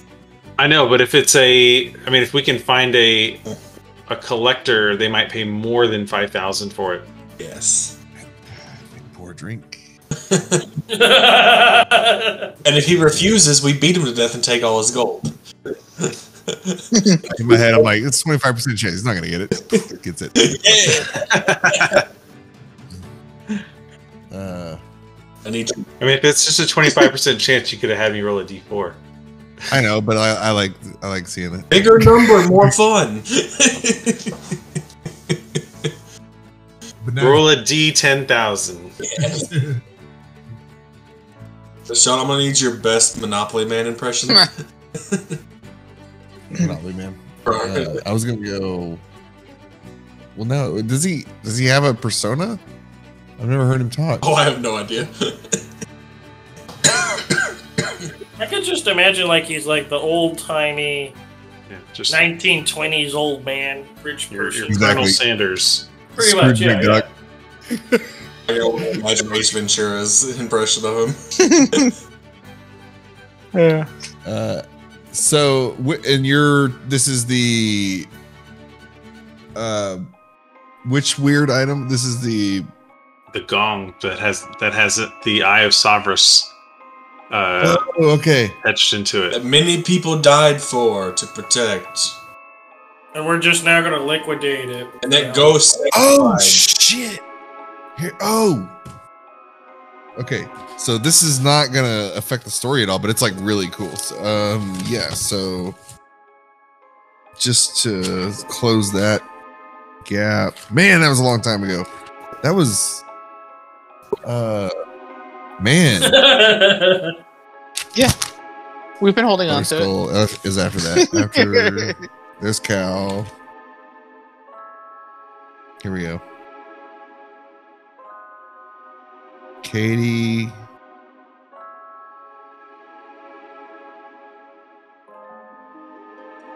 And Yep, we talked with them. I don't think Null was there for that. He's just kind of like accepting that you guys have other crap that he doesn't. We were there, just the druids didn't get the religious experience that Alan Mando got. So there's Katie, a ghost in the temple, was a villager of Conyberry and attacked by barbarians. Fled to the shrine to hide, melted down their gold to create a disc that became the Gong with the Wind. Gong with the wind. Oh yeah. So this is a historical art piece. belongs in a museum. 15,000 gold at least. Man, I can't find her name, but we'll retcon 5. Does anyone happen to remember Katie and her dad, if they had a last name? Because it'd be cool if I could get it right the first time and not have to retcon. I only caught the first name. Insert correct name here. Yeah, just that they were villager of Conyberry.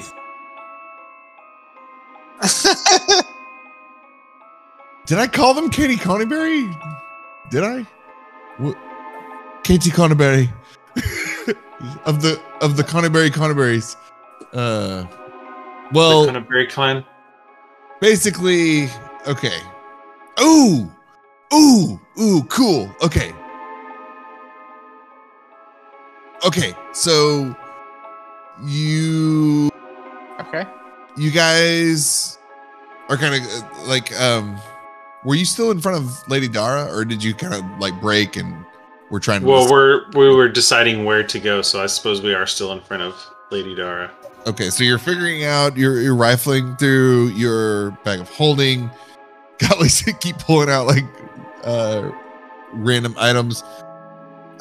She sees all this happening and she's making suggestions on where to go.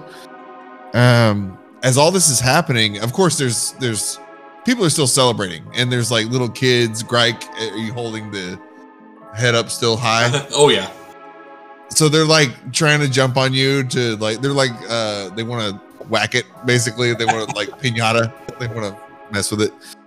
So you're way too strong for them to actually be able to bring it down. But if you want to Michael definitely placate, indulge them, you can. Yeah. That seems like fun. So the kids like basically, they take it, and they share your victory and all this, and they start doing weird kid stuff to the head, poking them with sticks, and that's awesome. And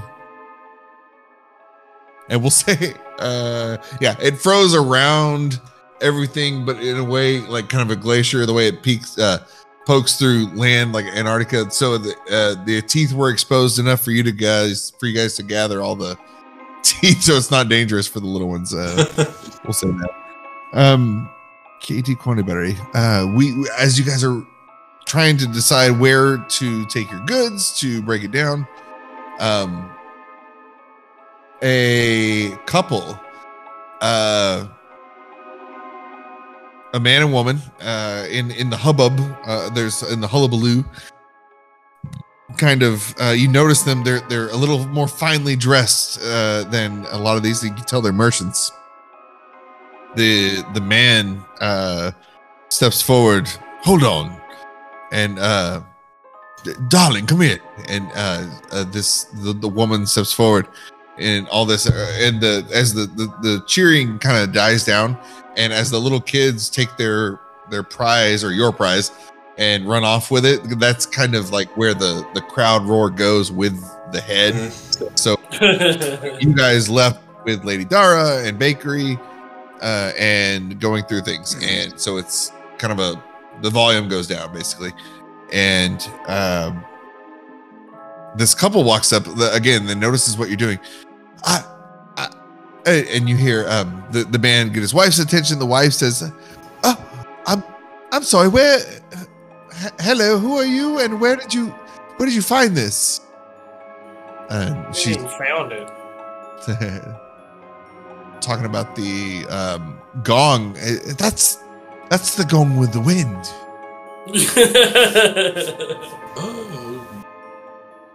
And if you guys, I guess everybody looks up, I'm assuming. Yeah. We won't have to roll. Yeah. We don't have to roll. You guys immediately. Yeah. There is a striking resemblance to the ghost of Katie. Shit. As she's here, and she's like, my family, part of my family narrowly escaped. I lost an ancestor in Conyberry. And there were rumors that the gong still existed. At the Shrine of Savras, south of Butterskull Ranch,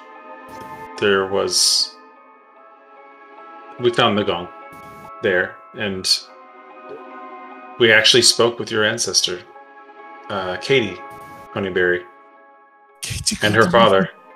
That's Lady.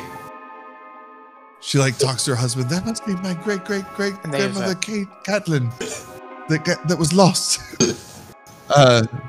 She'll poke her husband to get out its coin purse. How much do you want for it? This belongs in our family. We've done quite well.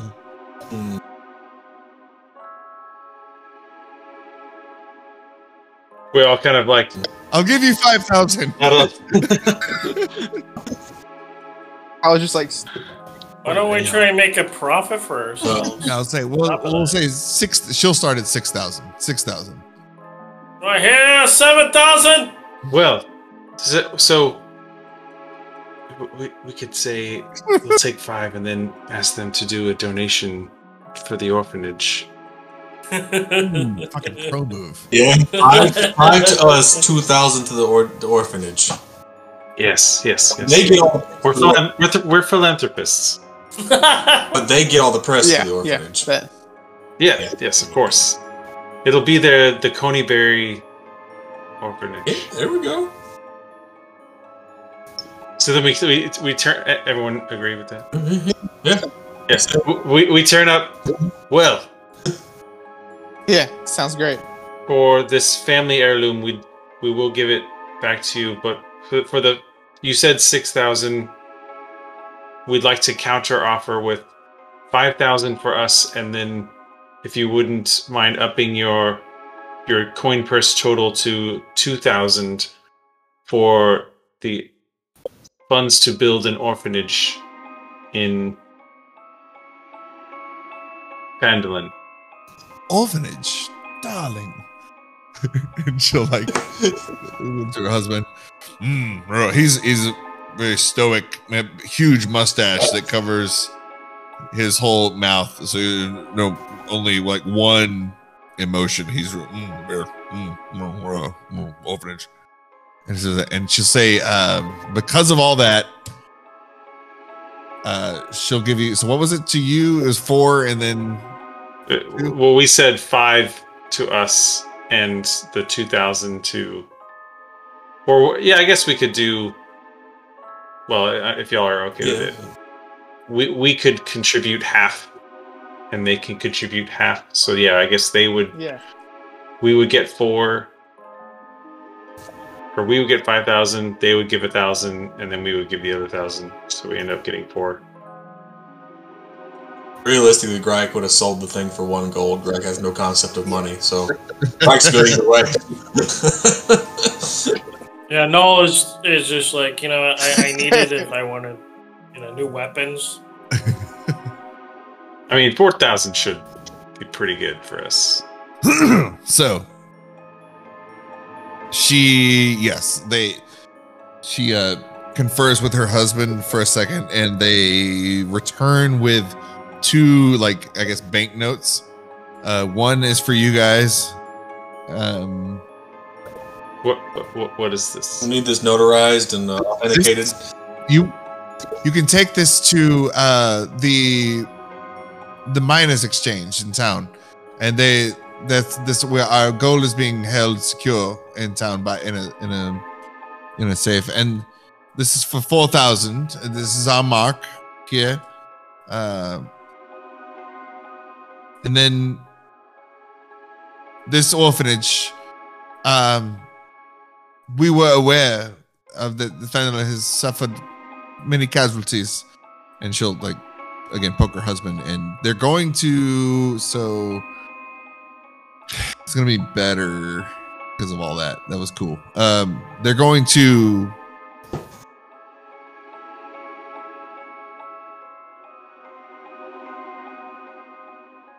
so not only will we damn it, okay. Neverweakened.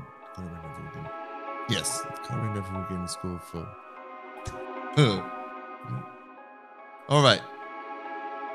Then it's official. We are fully investing in this orphanage. It shall be the Neverweakened Conyberry School. No, home. Kids who can't read good. Home for children who can't read good. It's the home for imaginary friends. We will be the Conyberry, Neverweakened Conyberry Home for Children. Conyberry Neverweakened. We'll work on the name. And they're not going to give 2. They're going to give 3,000, and it's going to not only. So this is going to staff. The ratio of staff to children just went from 1 to 5 to 1 to 2. So this is good. And in addition, I want to be, do we really need that much staff? Can we instead invest in better stuff for the kids? Do they really need that much? Well, that is better stuff for the kids. The staff is better stuff. For that much gold, you could just give families money to take them in. So you lost your kid? Well, guess what? Here's 2 for you. I'll pay you for it. So basically, are we contributing the human trafficking? No, it's the government check for having kids. All right, well, that's what we'll do. What did I get myself into here? We will establish welfare. So the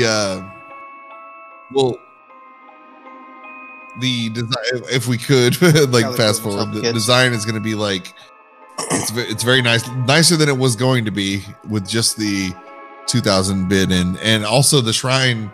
It's going to be the Gong with the Wind is going to be displayed prominently in the home for the orphanage. So kind of a mission bell situation. Cool. So part of that gold's going to security. To make sure, yeah. Cool. We can. There's that. Okay. I'll say this later, but later on when we're going to bed for the night, like, we could totally steal that gong back.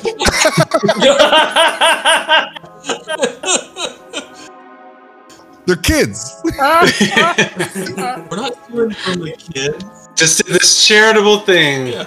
And then sell They it don't again need it. and donate half the No. money. That way we use our conscience. No question. that's video game logic right there. No questions the logic, but he has no feelings towards any of it. Or you guys go like beat up the younger adventurers and like, we found this on them. Pose them up against the stuff. Well, I don't know. They stole it. We can't get it out of them. We don't know where it went. No, can we just summon an army of squirrels to steal it back for us? And so then we can blame the squirrels and be like, yeah, we beat them up for you, got it back. And we have more money. Understand?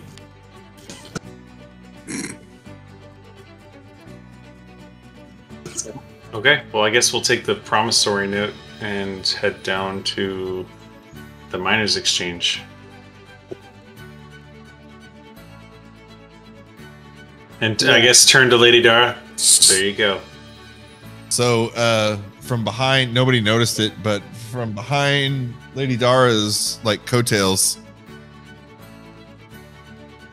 Matilda, the orphan, she was listening the whole time. She's been there the whole time, but she's just so small. Oh gosh. Now remember, this is the one that the villagers have claimed displayed Protector. Yeah, great power when the dragon attacked. She's gonna run up and just tears in her eyes. Whoever's closest, she's just like, boom, just full on hug against your leg. No, let's make it no. Yeah, I think that's the best. Yeah. So robot Noel, she just runs up. Thank you. This thing is leaking. Yeah, I mean, It just like it's just awkward.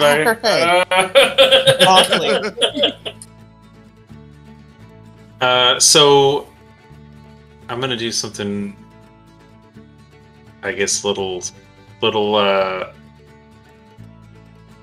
odd, I guess, for Mando so far.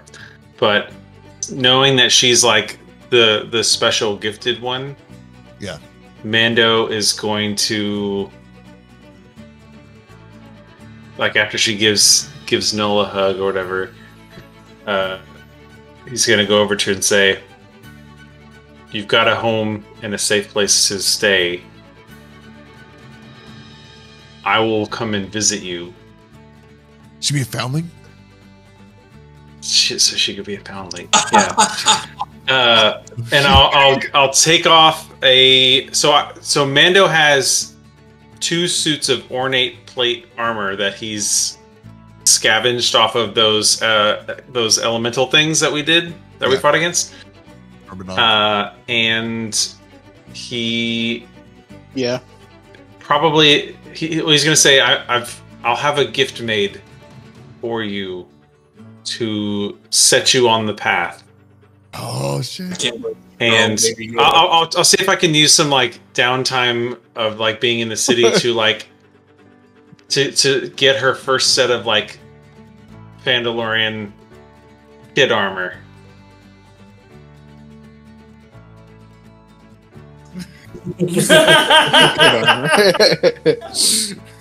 Yes. We need the little floating thing, that way you can have your own growth. Right? Oh man. Cool. Badass. Yeah, thank you. I have to like full circle my background a little bit. Like, I am supposed to look for foundlings. Yeah. Awesome.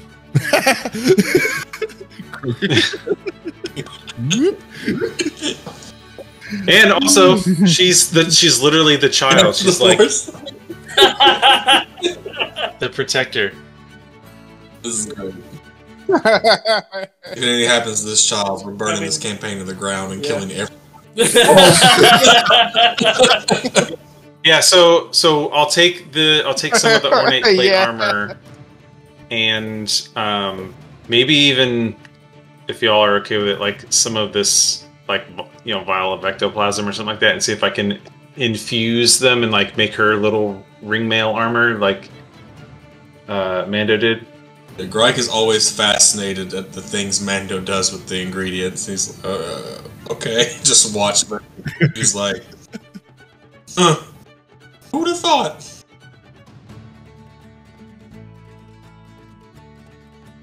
Oh, and so there's the 2 ounces of phantom dust. You blow it in the face of someone and they have to succeed on a DC or be frightened of you. Nice. Well, it's not. So I'll try and infuse that. Like, I'll do some sort of infusion. I'll have to read through these to see which one. I wish he's not as targetable or something like that. Things avoid.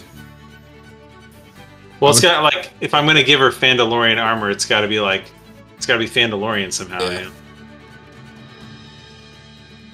Can't just be armor. Helmet. Yeah. Oh well, yeah. I guess if that is the way, but I mean, I've taken my helmet off. Like that is not my. Never seen his face. It'd be funny. We're the Bo-Katan like Mandalorians. It'd be like in the retelling of this, it's just like he does take his helmet off, but everybody just happens to be like looking We're away. not looking at him at all. Yeah, yeah. Every time, without fail. Like you don't. We've never seen your face. You don't have a face. You're a robot, just like that. Mando's like, wait, or not Mando, but Noel to Mando's like, wait, it comes off. What? Yeah. Oh yeah. Earlier. Cool. Noel just thought you. That's why you. The thing, the shiny shit's your skin.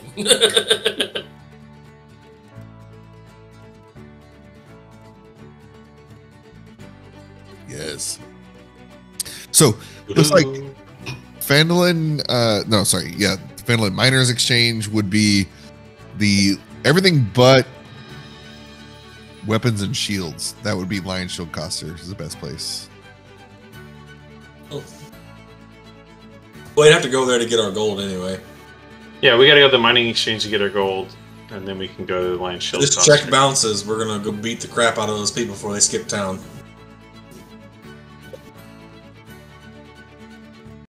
Wait, which one? Who? What? The people who wrote the promissory note, they wrote the check. Oh, like if the check bounces, hot check. Suckers. Should have rolled insight. Got a wonderful. Oh no, I have some insight. I don't have any persuasion. Yeah, Noel, you stay and keep an eye on them while we. Yeah. Sentry mode. Activate insta kill. Just a button on the back of Null, and you just press it and just. Yeah, you just open the control panel, flip a switch. Yeah, I would think like when Null wild shapes, he could kind of spider shape. You know, then there's like a bunch of spider legs come out, and he's like, but he's still his like self. Yeah. It's like it's like a gremlin. You just pour water on Noel and it just liquid metal balls just fly everywhere. Turn into Terminators. Okay, we'll get our money. No money. Noel just like he I think Yep. is there a building nearby? He just whatever like solid surface or tree just kind of like leans against with a shoulder, just waiting. Post it up. Right. You don't actually have to stay. That was a joke. Now you say it. Noel just takes things literally. People. No sarcasm, and no one corrects him, so we just walk away. No, I'm thinking of the street performers that do like the Robot Man. So Noah goes in to like to look casual up against the wall. Someone walks by and like tips like a silver piece. Like, that's great. You're doing a great job. Totally believable.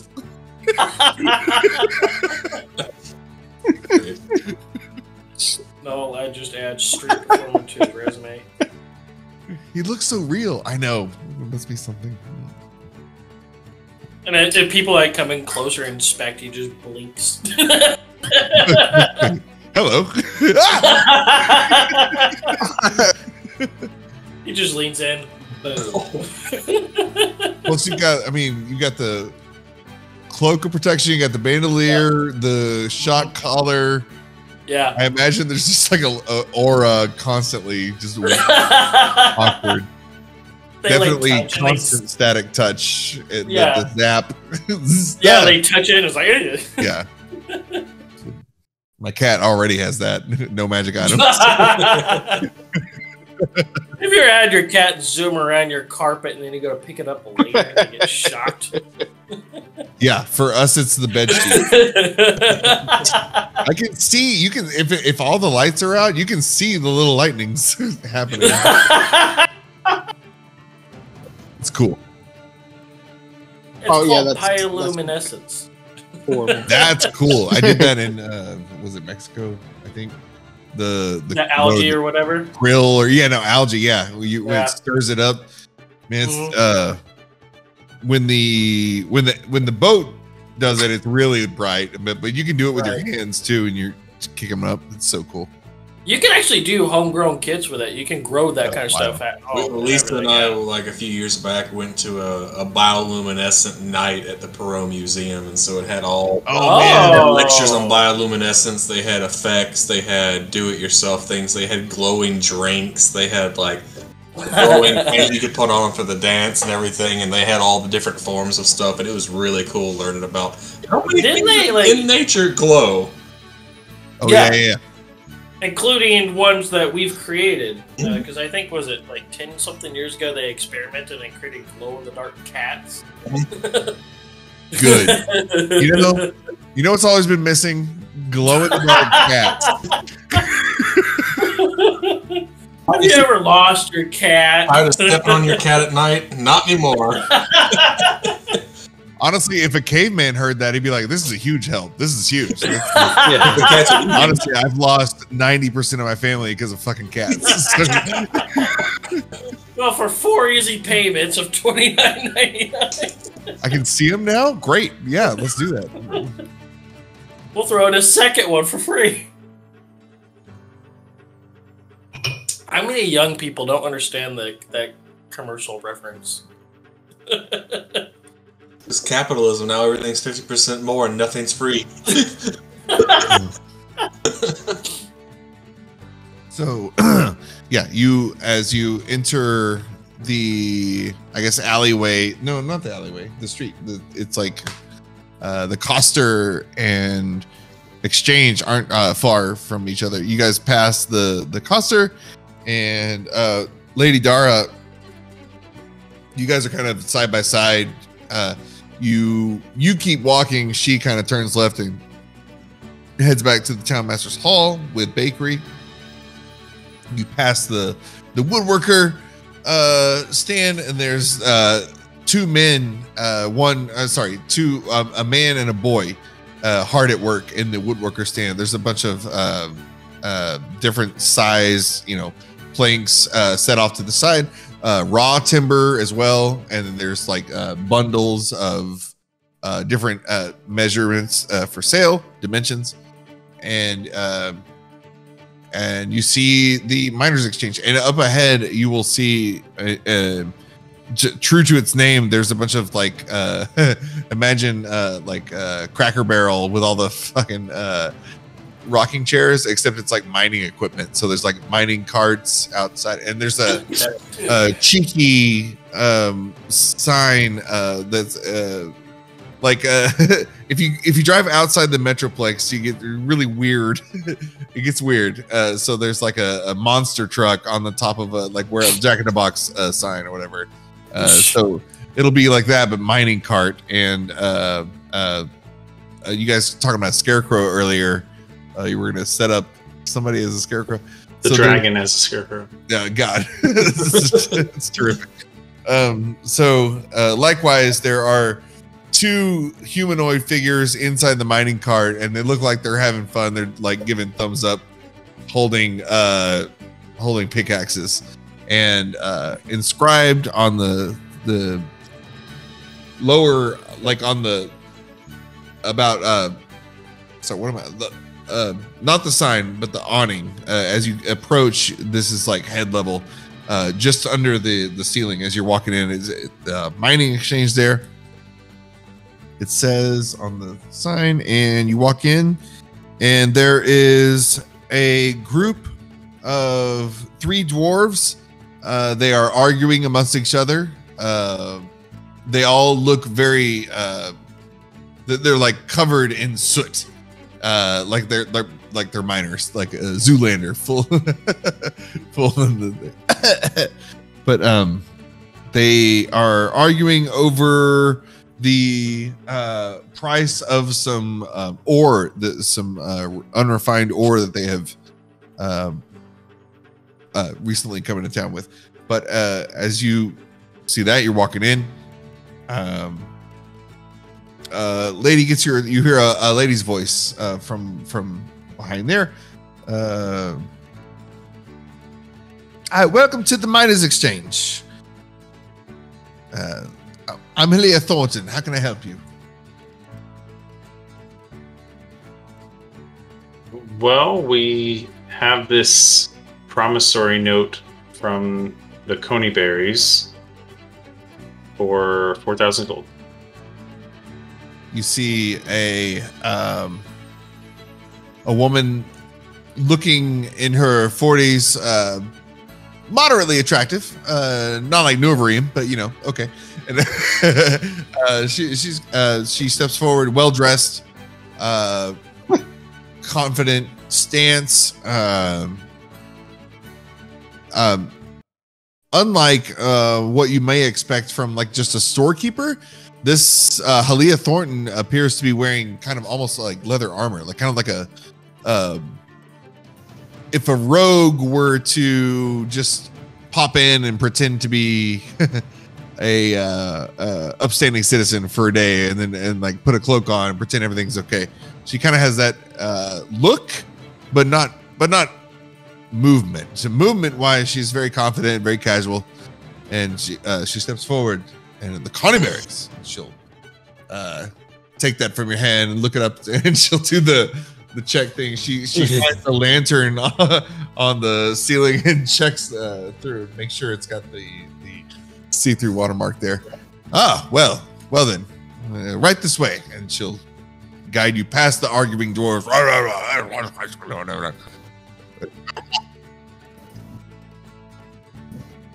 Cal, you speak do Dwarvish? I understand anything about what the dwarves are saying? So it's nothing serious. They're just bullshit. I also speak Dwarvish. Yes. Yeah.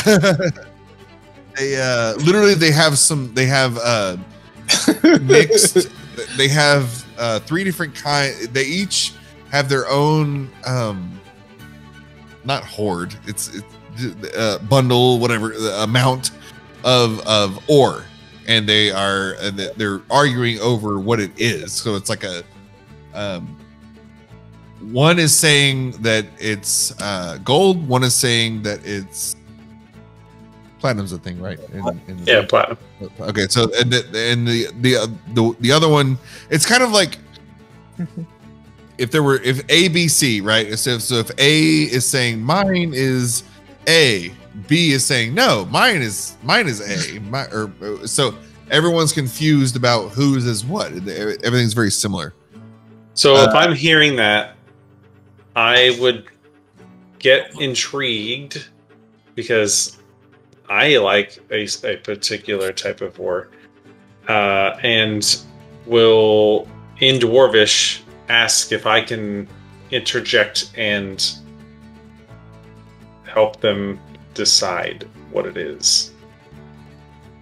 So I would have some metallurgy kind of background So do I need to roll a check or anything to... So I say No, that. yeah, What is their say, response? I'm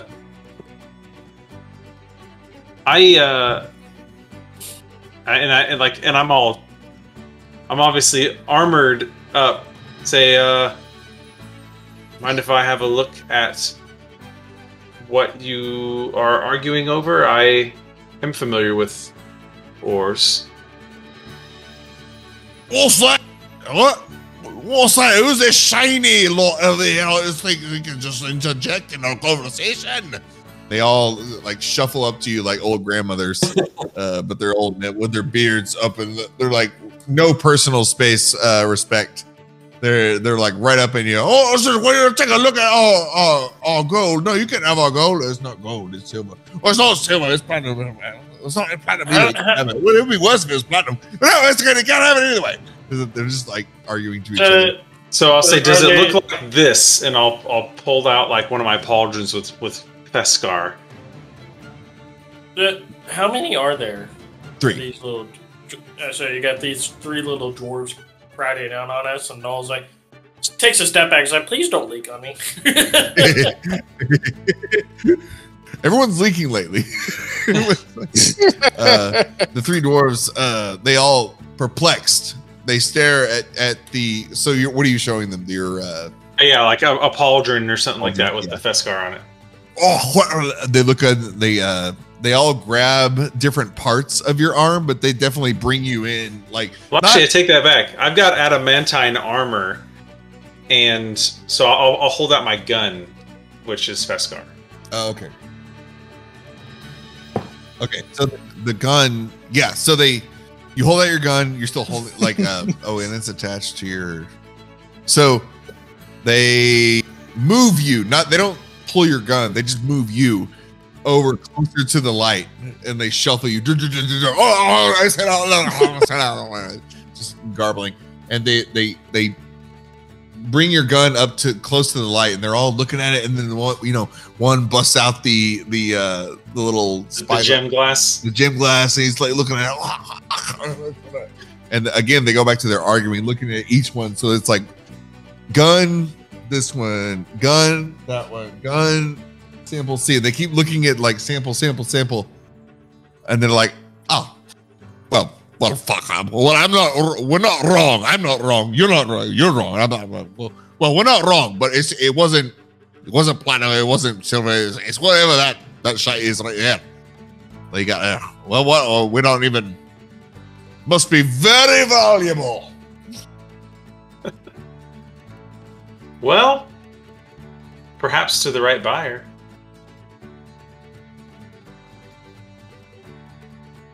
They were trying to they go back to themselves, and they let's see. Yeah, they whisper. they turn back. Oh, of course we know what this is, but like if we were to put a name on it, wherever you come from, what would you call it? What do your people call it? I mean, well, in the hands of someone who is untrained, it's nothing more than iron.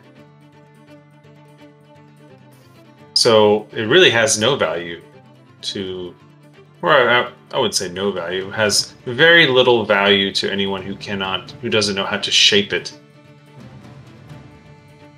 We call it Feskar. Feskar.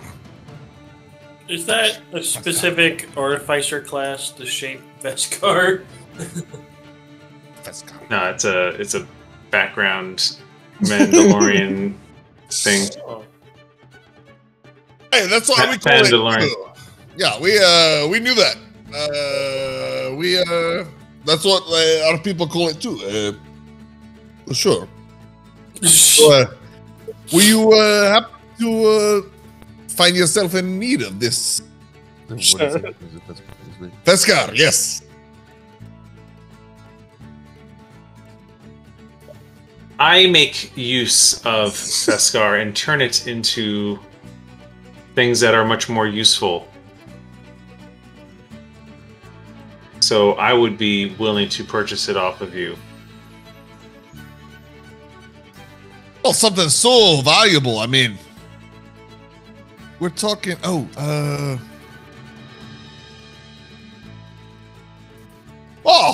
we know Well, you we can't can do use it. anything with anything. We'll make a. How about a contest then?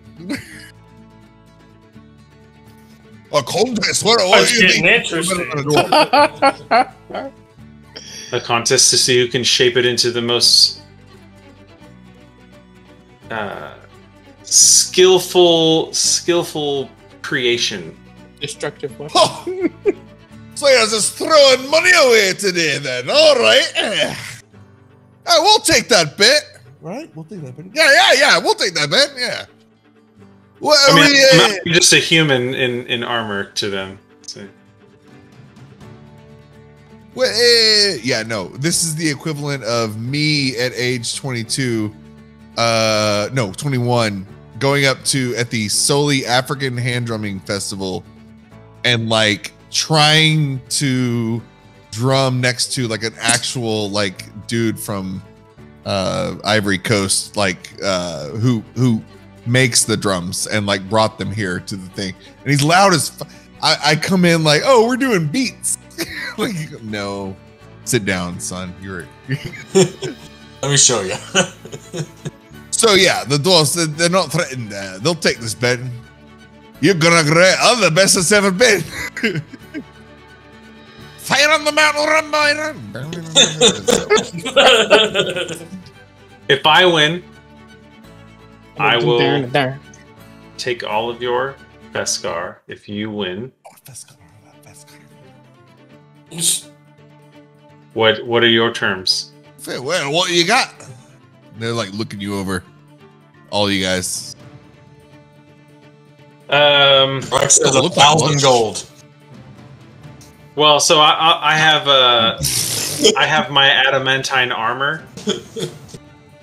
I have, we've got dragon's hide. I got a dragon's hide. So the main one who's doing the negotiation, he doesn't flinch. His eyes just get wide. But the other two, like, oh. they grab his arm, like, oh, that would be valuable. Is that the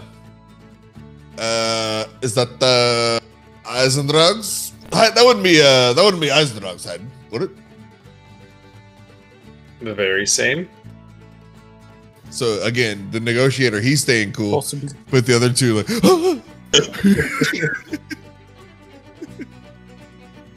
all right, all right. How much Beskar do they have? Like before I go wagering this very valuable No, thing. it's raw, but it's like if it were smelted or whatever, it would probably like a bar each. So would we say that would end up being, if it was gold, like 2,500 or something? Well, it doesn't matter for Feskar. So like weight wise, still though, that's 3 bars. Yeah, I mean, I guess that could be like.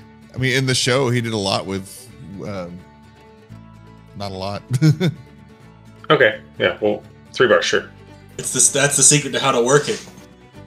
Expand. Yeah. It doesn't thin out. It's not a volume thing. It's That's how you gotta tease it out. right, because in the show he got like these little like they were pretty flat. Little pucks or whatever. Yeah. When it's heated, it must Yeah. expand a lot. Or Yeah, heated they're the little- right way, tempered the right way. This is Or the it's way. like it's mixed with other metals to kind of fill in those gaps. Oh, that's true. Yeah, it could be some filler, some binders. Yeah, alloys. Yeah. In the exact right ratios. So, what are you? So what are we? What's the contest? What's the device? What's the item? Make me an arm cannon. Okay. So yeah, like Noel comes up and says, I want a weapon, or I want an arm cannon. Who can let's see who can make the best arm cannon for my compatriot here. All right. Yeah, we know what that is. We can do that. One just opens the book. Hold on. So, and I look over to know. So, you want to be you want a little bit of tech? Eh? I mean, that's what I am. I'm living tech. I am tech. I am tech. But you want to learn the ways. I don't really have a big long range weapon. Arm cannon seemed next logical kind of thing. Unless I crafted a crossbow on my hand. All right. Yeah, let's do it. So a Feskar arm cannon for Null. That works. How? I mean, obviously. Yeah. So I'll say, take the evening to plan your cannon. We do have some business here. What do we say we meet at the forge in the morning? All right. The forge. Let's make it high noon. We've got a fair amount of drinking to do before. We'll see you then. But yes, first thing in high noon. But all right, prepare to lose. Now he's Borat. Anyway, so very nice. Very nice. Okay. So now we go get the gold. 68. That's crazy. No, it's not. Is that the character? And has a reload. It's two-handed. Reload. Does that mean it takes an action? It's a bonus action. Yeah. Bonus action or action to reload it, but yeah. But it expends multiple. You can fire it, then bonus action reload, but that's all you got until next turn. Yeah, I mean, 68 a turn is not nothing to sneeze at. That's crazy. No.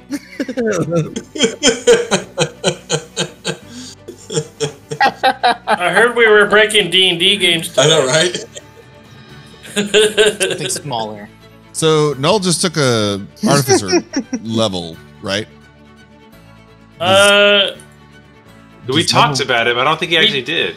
No, I did. I'm level 1 artificer. Oh, Yeah, he updated the thing. I uploaded that to my consciousness. Yes. oh, okay, yeah. Let's start hooking you up with some tech. What's available for level 1? Or like Amanda he was shooting stuff. Yeah, I had my blaster at that point. So like we could get you essentially, like we could make you a blaster. I don't know like what type of artificer you want to be.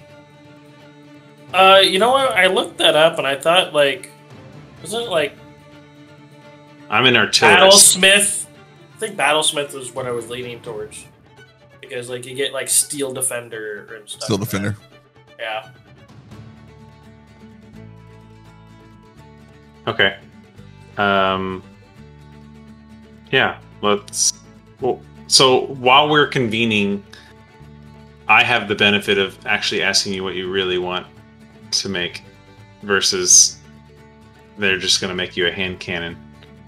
I was perfectly fine with a hand cannon. They come on with a 44 Magnum.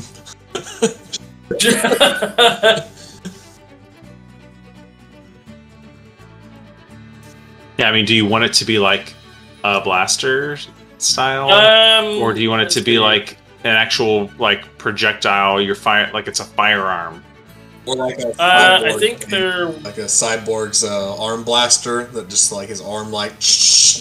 Boom. Wasn't there like a Mega Man? Oh yeah, Well, Mega Man's stuck like that. Cyborg like he can turn his hand into a blaster and then back into a hand and then like right. This one I would think would be more like, I know like there's some type of warforged kind of arm kind of weapons, and I figured it'd be kind of like one of those like kind of like arm blade. Yeah, but it would come out kind of like that, you know, like the assassin's arm blade thing that just comes out of nowhere. So it'd be kind of something like that, where it just like the arm just transforms into a cannon. Yeah, sort of deal. A little pea shooter shoots out of his wrist into his hand. It's like the old school spy movies where it just comes out of his sleeve. Yeah, and you know what? If because of the shock collar integration, I think we can kind of ramp it up a little bit. So, so we could do that. Like that could be my plan. Is like I take your shock collar and integrate that into my build. Oh fuck! For your arm cannon. Oh, so we're getting a fucking lightning cannon. We're getting a rail. So, oh my god! So it could be like a 68 lightning. I don't want to dictate it for you, but Josh, you know, in the professor when he would do his Eldritch Blast, it's like the force goes and then the earth meets it whenever it impacts. It could be like the lightning. It makes that instant connection, but then the thunder like whacks it from the side or something. So basically, like Palpatine lightning, but yeah, blaster. I don't know, whatever you want. Like so.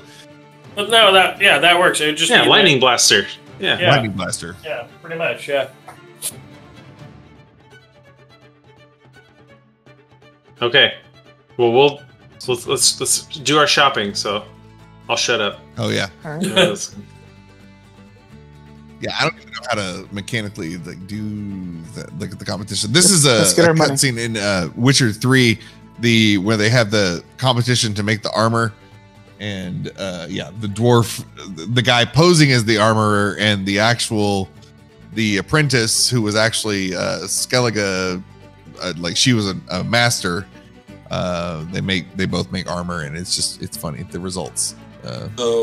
Because they tested with bow and arrow. So anyway.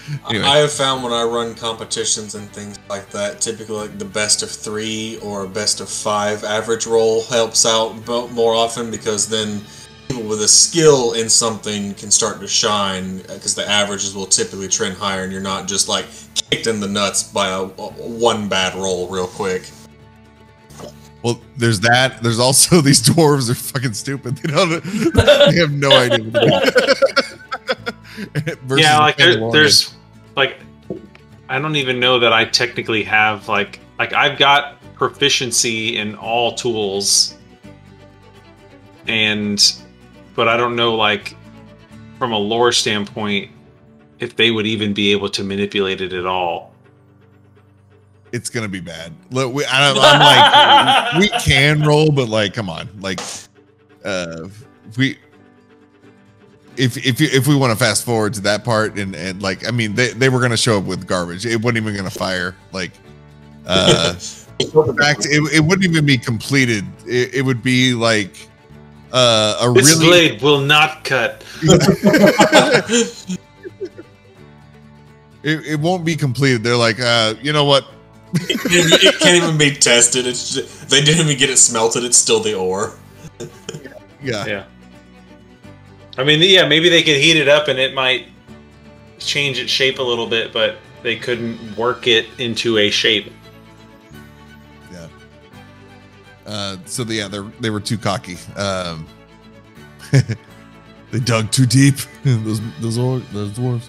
I do want a montage like Mando, like at a rocket forge, like, you know, like infusing a hammer with his magic in every swing. And when you do, so I don't know, how would that work out? Like, you guys have, so I guess they would have split the amount when you guys were debating. Yeah, we would have, like, you know, so and so, like you said, they had roughly 3 bars worth amongst them. Yeah. So we would have like taken 1 bar from each and left the third one untouched. Perfect. So yeah, montage this thing coming, and you take the shock collar. And it's like when you handle it, you gotta be careful because it's like shocking. I mean, it's shocking you guys. Yeah. Yeah, that's awesome. This is cool. So I take the shock. It's a collar, so it's a necklace, right? Yeah. Is it like a choker, like rigid, or is it more like? It was a leather. It grew to the size of the holder, so it was like it expanded to whatever it was around. I imagine like a choker spike collar almost. I would think with runes instead of spike with like stones with runes on them. So as I make the arm blaster, it would become integrated into Null, right? It would be, well, the shock collar was removable. Mm-hmm. So it could be like that, or it could be, or you could graft it to Null. Yeah, that's what I'm kind of thinking is like, it is like mine would be, it would look very simplistic or whatever. Like it would essentially just be it would look like a tube. But it's a tube with like all these like little runes etched in all around it. And then it's got perfectly crafted grooves to wrap the tube around his arm. So he could take it off if he wanted to. Plus, he's druid, his druid. Yeah. I'm kind of like depending on the moment, kind of like a loose, permanent polymorph react. Depending on, obviously not to be abused, but yes, little things like that. Yeah. Kind of like Wolverine's claws are retractable, like Null's new. Yeah. You spend overnight and Null very patiently with his arm out, just kind of in sentry mode, just like, this is fine. He kind of like sits there and he just blinks, staring at this operation that's happening, not moving, just being statue-like, ripping cords out, like putting stuff back in, throwing it all back. Yeah, and it's like it's the whole scene where it's the montage scene where the camera just like starts panning around and all the action's taking place, and every time it goes back to Null's the same expression. And as Mando is he's fixing the runes of the shock collar to permanently implant them into this thing. He as he sets the lightning stone, he's like, okay, be careful. Sets it down. Huh?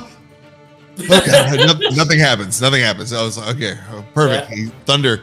He's a little less careful with this one. He's like, okay, perfect. Lightning's out of the way. He like carelessly, like quickly puts the thunder one down. Like immediate like thunderwave effect. Just Mando. Like he throws back. Null unmoved. He just sits there. He just doesn't move at all. Like, did you okay? But after you dust yourself off, you come back. You're able to set the thunder rune. So, man, okay, cool. What is that? What is there an item that is something like this? Or? There should be. I think there's some Warforged item that's close enough to that. I flavored my blaster as my firebolt cantrip. Yeah, we could do something similar. I mean, you do not have to do that. Like that's just how I always flavored Mando's blaster, being Feskar, and him using his like technology magic to make the Feskar deal damage. Let's do. You know what? Let's do a Eldritch agonizing blaster equivalent here.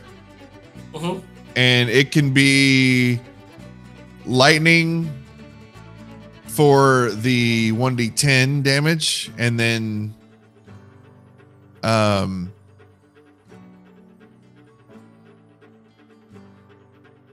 what type of druid are you? Like you're a druid of the land? Land, Underdark.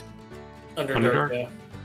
So I'm thinking if it's a ranged weapon, shot caller was intended to be more OP for like transformations. So it's still going to be cool though. So like let's make it like an Eldritch Blast with agonizing blast, but it's like lightning and thunder. So instead of force only damage, it's like lightning is the 1d10, and then you can add your spellcasting modifier, and then that'll be thunder damage.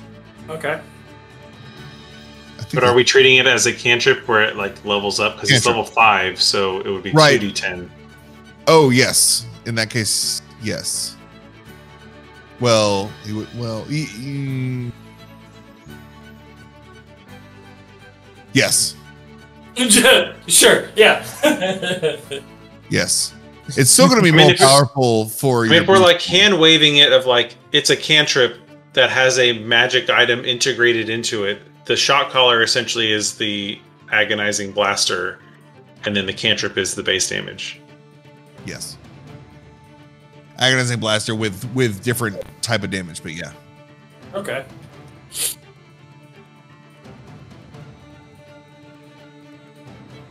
But then it doesn't. Let's say I don't want it to lose.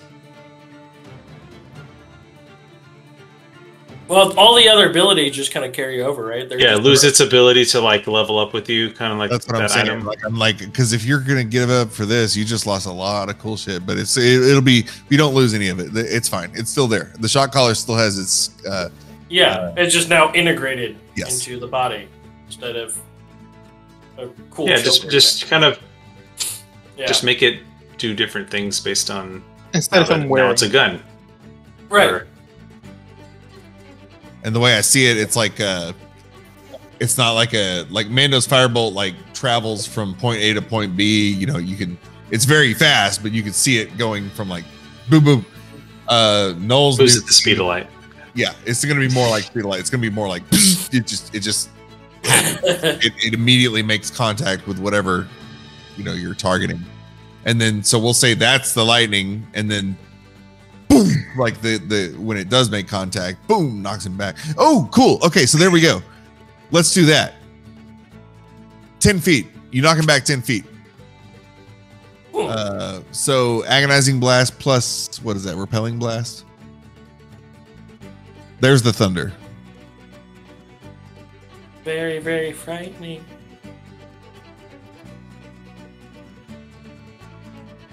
I don't get to have a warlock anymore, so everybody else does.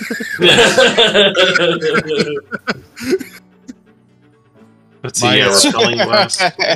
Yeah. Is it 10 feet? Oh, 10 feet away. Yeah. Yeah. This is where the combo where you can like rake people across spike growth.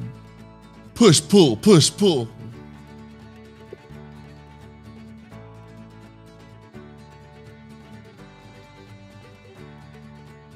Cool. And y'all want to? Oh, and then your swag, right? You got your swag. Or 4 Gs of gold. We're rich now. Yeah. 4,000 gold. Is that what it ended up being? Yeah, all your stuff. What do you mean? Like we were just right now, we're still just trying to get the gold from the mining place. Yeah. Yeah, we were. Was that the amount? Yeah, we were 4,000. Yeah, 4,000. Oh, okay. We pocketed 4,000 while savings and 4,000. Well, that was yeah. I thought that was earlier. Well, now we wanted to spend it, right? Sorry, my bad. I thought Katie's descendant gave you money for that was the 4,000, right? And then, yeah, but you said she gave us like a promissory note, and that we had to go down to the miners' exchange. Yes. Yeah. Sorry, that 4,000. Yes. And then I thought you had a bunch of other shit you wanted to sell too. Yeah. I mean, we have a bunch of other stuff. I think we'd rather just spend time and actually make it into things. Yeah.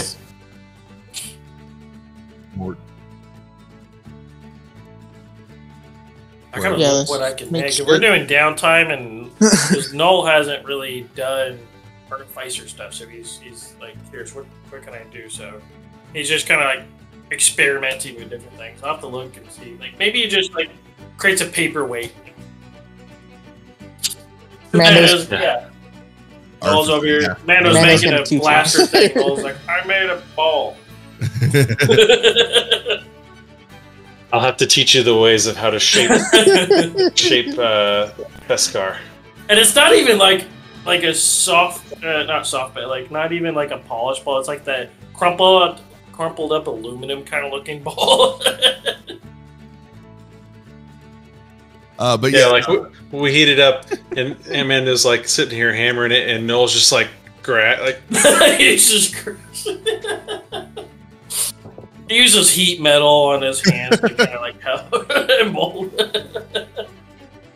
He's like trying to sculpt it, and it's just not working. yes. You guys have a ghost moment in the pot. Yeah. So yeah, Halia, she honors the promissory note for sure and hooks you guys up.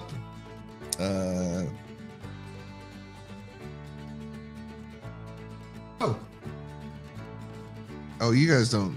That's all done. That's all. You guys know everything. Yeah. Yeah. Never mind. If you guys had gone there way earlier in the campaign, she would have rumors of Fenelon, but you guys she's never been here before. And she doesn't have rumors of the next plot points. So cool. We all want to call it there and pick up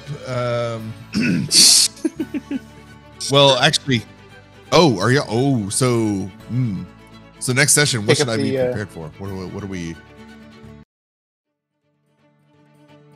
Mm-hmm. Oh, we've do already the kind little- of hand-waved that being tests. done. Yeah, better they were gonna craftsman. be bad at it. Like we could have Oh, okay. role played a little bit, but like mechanically, they had no chance. So it's just So the only thing I think we had So you talked got about some is free, I guess checking the Lion Shield Beskar. coster for magic items that we can buy, and then after that, it's trying to figure out what the next step is towards. The plan to scout out the Moesco situation, and then Yeah, like scout it out first, probably with the Neverweakened from high altitude or something like that, and then pull back and then plan out what we were gonna do. I think was the idea. yeah. cool. That works. Cool. And I get a free weapon. I was happy. Moon sickle. Not got a moon sickle. I did. Is there a? Plus, Because you like scimitar. Is there like a scimitar version of that?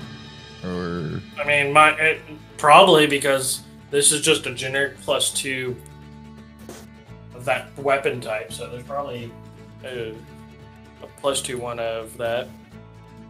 because if you don't want to, do you think you're still going to be like wanting to do melee scimitar stuff? Yeah, I mean that's scimitar in one hand, flame blade in the other. I mean, yeah, I could change the moonsickle to a +2. I think there's a +2 scimitar.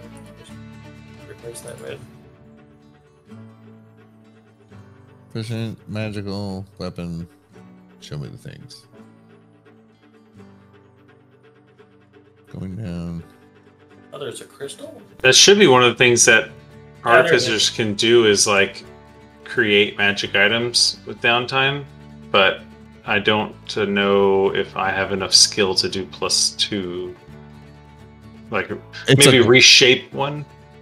We can retcon 5. We can retcon the moonsickle to just a +2 scimitar. Yep, I've already added it. Nice. Cool. There you go. Yep, because it was, It's just a generic weapon in that rarity. Well, yeah, I mean, sickle's not even a weapon type. Well, the moon sickle also adds healing, extra healing to any restorative things you do. Specifically. But Null's not really. True. That's yeah, give that moon sickle to Cal. Does an extra D4 for any restorative things that they do. Yeah, I gotta look into some of the downtime stuff for the for what I could do and just start making random stuff. Let's build in some downtime. In fact, so like let's open up next session with you guys kind of describing what you've been doing for like the week building up to y'all's, let's go fuck up Moesco. What have y'all been doing to prepare for that? Okay. Mm-hmm. So, okay. I'll think it. Nice. Cool. Let's see what Greg's. You'll be receiving some DMs from me. No, probably be being the druid person, he's probably gonna take a couple of nature walks around the town. Yeah. If we win that that bet, I would try and take a little bit of that Feskar to make my finger wings. Yes. Falcon. Yeah. Yeah. Winter Soldier. Okay, cool. Yeah, badass. But Dark Knight Rises is like the thing we're talking about. Really. Yeah, still cool. Right. Sweet.